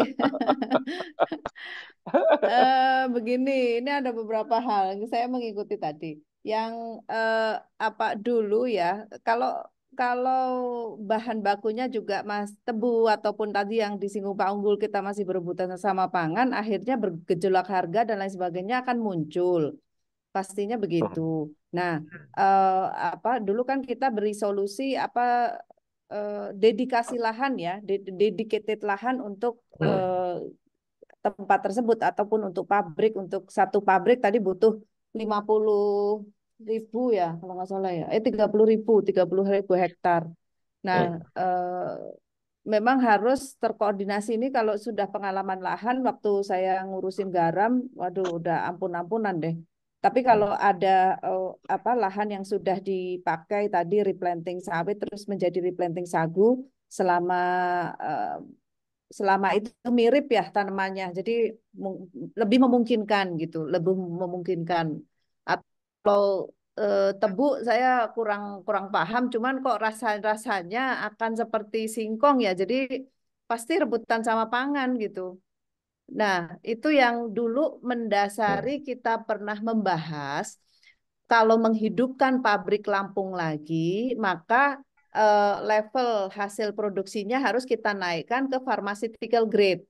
Jadi sehingga waktu itu pernah kita membahas hal tersebut, Pak Indro. Jadi biar laku, biar bergerak, karena bioetanol sebagai fuel itu belum diberikan lampu hijau, maka usulan kita adalah sebagai naik ke pharmaceutical grade. Tetapi waktu itu investasi kan perlu besar banget. Nah, terus itu tidak bisa kita jalankan ya waktu di Lampung itu. Itu menjadi cerita tersendiri gitu.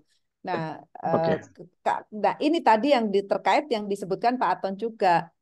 Kalau kita mau membuat pabrik tadi, juga harus ada added value dari produk-produk turunannya. Jadi pastinya itu meningkatkan IRR dan lain sebagainya sehingga lebih visible. Nah, sementara produk-produk turunannya tadi, mau ke pupuk dan mau ke yang lain itu, ada nggak pasar yang apa sudah spesifik bisa menerima sehingga waktu kita mengusulkan ini satu lokasi, terus misalnya kita bikin percontohan satu pabrik, waktu dulu meminta dana LPDP bisa mudah Pak Indro, jadi tetapi produknya apa langsung pabrik gitu, satu contoh pabrik di lokasi yang sudah ada misalnya yang mau kita sasar apa nih? Kita apakah setuju sagu, apakah setuju tebu atau yang lain ya? Nah, di suatu lokasi tertentu diperkirakan lahannya sudah mencukupi sebagai sumber dari satu pabrik tersebut. Saya rasa teman-teman ini yang di sini bisa mendesain pabriknya terus langsung bisa didirikan gitu ya. Itu mungkin cara terpendek juga, terus tinggal nanti cloning 37 lokasi gitu. Nah, ini juga apa satu konsep yang bisa kita usung sih ya. Usung yakin dengan apa desainnya tadi, terus prosesnya juga sudah mantap, bisa menghasilkan etanolnya sekian persen, purifikasinya match dengan kebutuhan, tinggal perhitungan IRR, harga sampai segitu, terus nanti harga masuk feedstocknya dihargai berapa dari petani dan lain sebagainya, itu mungkin teman-teman nanti bisa susun gambar terintegrasinya, sehingga itu satu konsep lahan terintegrasi pun bisa diusung gitu. Hanya saya terakhir ini, kalau gitu kesepakatan kita mau yang mana nih? Mau sumber bahan baku yang mana yang lebih memungkinkan gitu. Terus selain itu, kalau saya melihatnya isu cukai, isu ini tuh biasanya nanti koordinasi di Kemenkomar itu biasanya Iya, iya, langsung iya. langsung Iya, digetok, iya, udah iya. bisa lah insya Allah ya.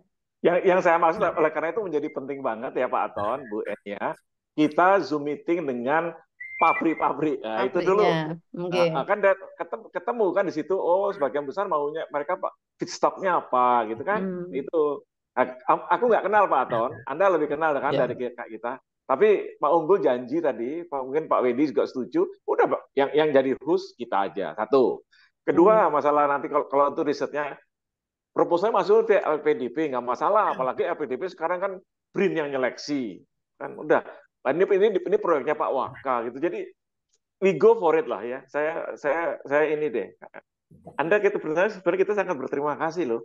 Idenya Pak Habibie itu udah 40 tahun yang lalu ya, baru sekarang orang pada melotot gitu kan, luar biasa itu. Jadi beliau itu sangat jauh visioner ya. Jadi sekarang tugas kita mengundang 11 perusahaan itu. Pak, saya udah mau mati, Pak.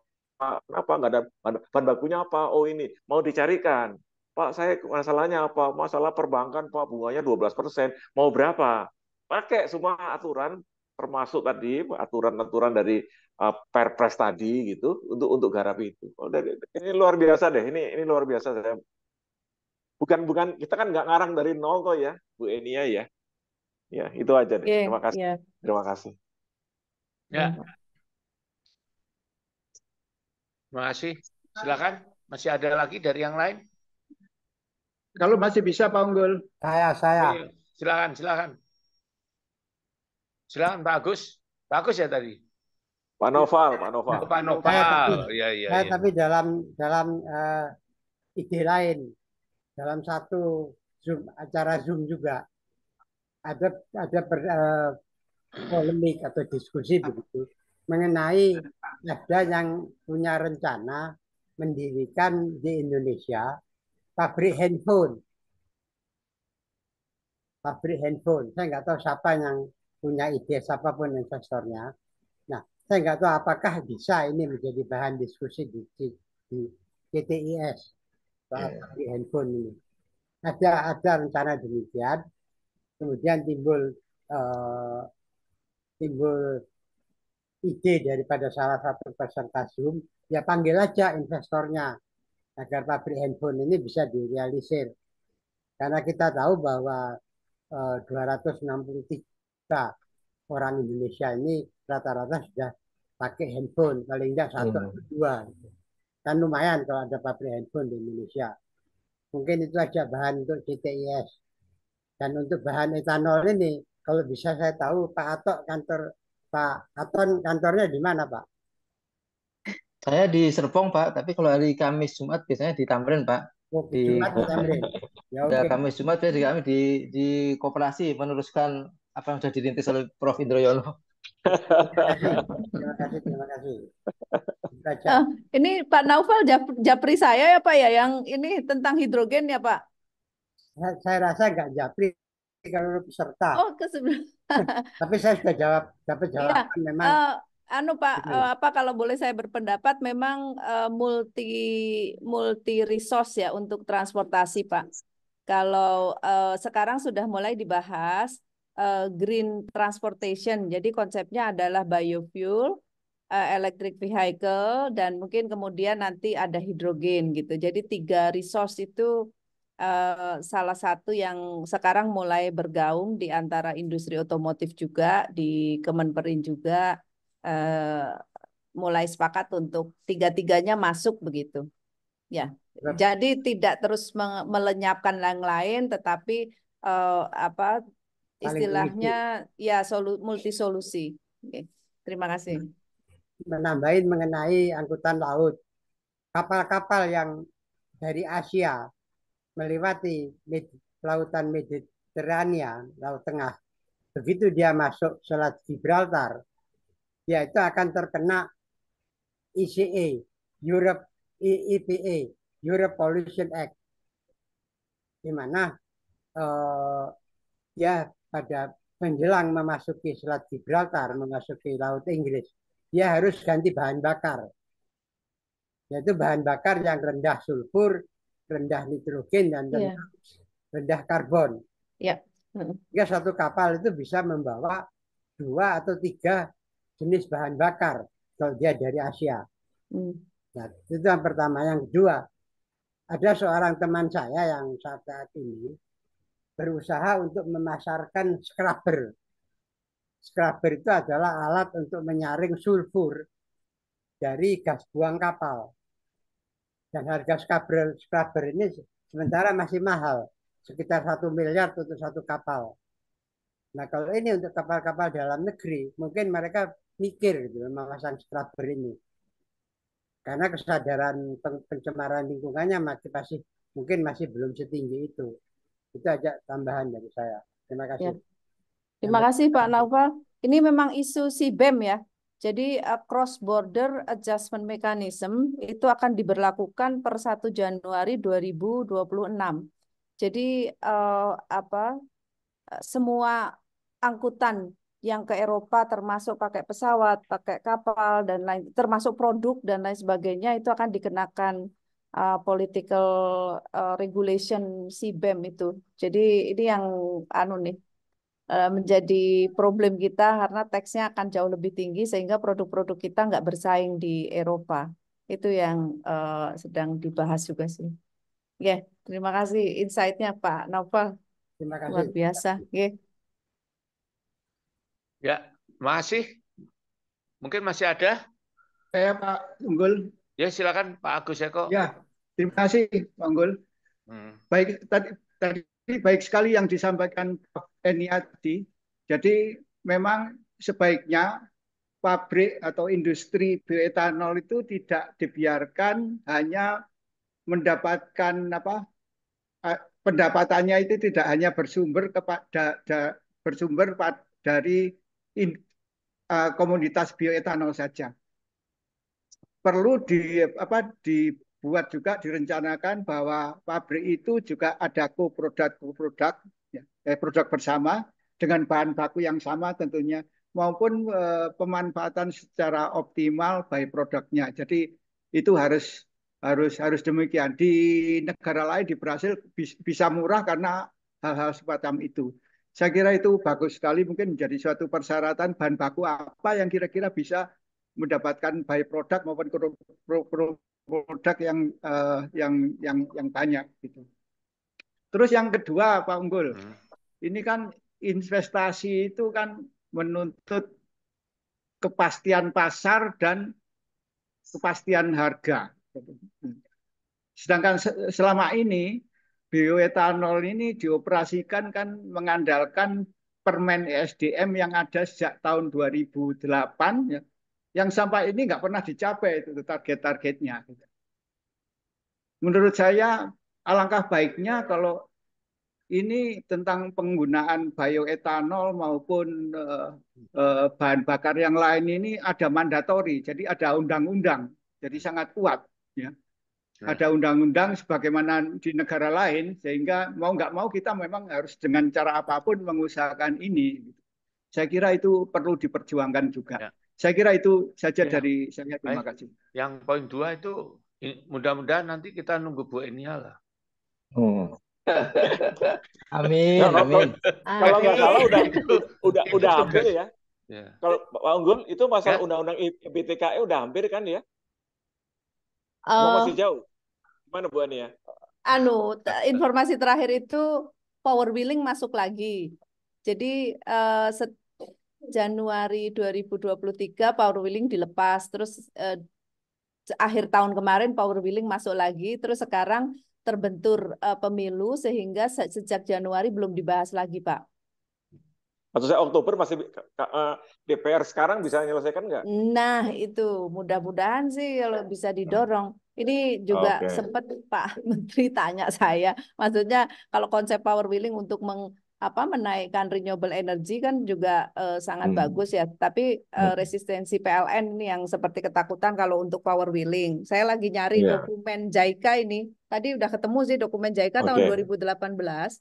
Ada konsep yang bisa menghasilkan profit gitu. Jadi willingnya itu deregulationnya bisa terkontrol gitu, tetap terkontrol sehingga power willingnya itu tidak terus terlepas begitu saja, liberalismenya itu tidak uncontrolled liberalism tetapi lebih ke regulated liberalism gitu.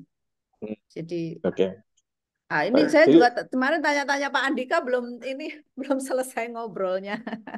Pokoknya itu Pak Agus Eko itu kan undang-undang udah digarap. Tapi kenapa kok permennya tahun 2008? Ya kitanya nggak teriak.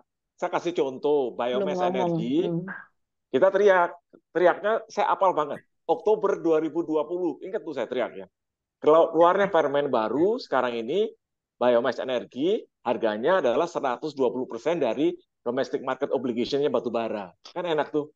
Itu jadi masuk sekarang harganya. Jadi kalau Anda jualan wood chips $84 per ton, Anda bisa, sangat bisa. Walaupun sekarang tahun ini targetnya 400.000 ton dulu, karena kan PLN-nya harus disubsidi 20%-nya itu, kenaikannya itu. Jadi sebenarnya ini kalau masalah regulasi yang seperti ini, kalau kita itu dalam tanda kutip meyakinkannya tuh Pak, ini orang pada nanam Pak, orang pada memelihara Pak, orang pada panen Pak, orang pada nanam lagi Pak, gitu. Lapangan kerjanya sekian Pak. Jadi itu langsung oh iya ya ini bukan lapangan kerja. Oh ini kaitannya Undang-Undang Cipta Kerja nomor 11 tahun 2020. Yang begini harus kita angkat. Kita sebagai insinyur, coba kita lebarin lagi sehingga nanti goal semua. Jadi tugasnya Bu Inia sekarang adalah Undang-Undang EBTKE harus jadi sebelum Oktober gitu loh Bu. Udah kita berjuang sama-sama. Nanti kalau DPR baru DPR baru lain ceritanya lagi, menteri baru lain ceritanya lagi. Ini semua kita garap.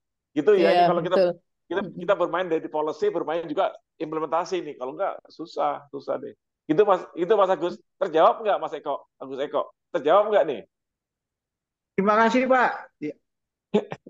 Itu ya. Ini harus segera bikin satu lembar integrated sistemnya Pak Agus. Ini nanti Pak Aton, Pak Agus, sama Pak Bambang, Bu Enia nantilah saya undang Zoom lah ya untuk ini. Langsung bikin peta. Ya, itu udah PR-nya 2 jadi sama undang para industrinya Pak ya, pabriknya ya Pak. Ya, kalau itu nanti biar cetis lah ya. Iya. Ini sementara internal dulu kita ini. Oke. Bagus. Iya deh. Saya sih senang sekali. Pak Atong, terima kasih ya. Ini bagus. Anda sama-sama, bagus. Bagus. Ya, mungkin masih ada. Kalau nggak ada, kita cukupkan ya. Sudah mendekati jam 12. Udah nggak ada. Ya, kalau nggak ada, terima kasih atas paparan yang disampaikan Pak Aton dan partisipasi Bapak Ibu semuanya. Wabillahi taufiq wal hidayah. Wassalamualaikum warahmatullahi wabarakatuh. Saya serahkan ke Pak Indro mungkin atau Pak Wendy. Cukup. Terima kasih Pak. Mohon maaf nggak ada snack ya, nggak ada snack. Ya, makasih. Oke, terima kasih Pak Indro, Pak Aton, terima kasih. Terima kasih Pak Unggul, Pak Wendy. Salam sehat. Selamat menjalankan ibadah puasa. Snack-snacknya nunggu. Amin. Izin Pak. Prof. Indro, terima kasih. Dari Medan salam. Izin untuk live ya.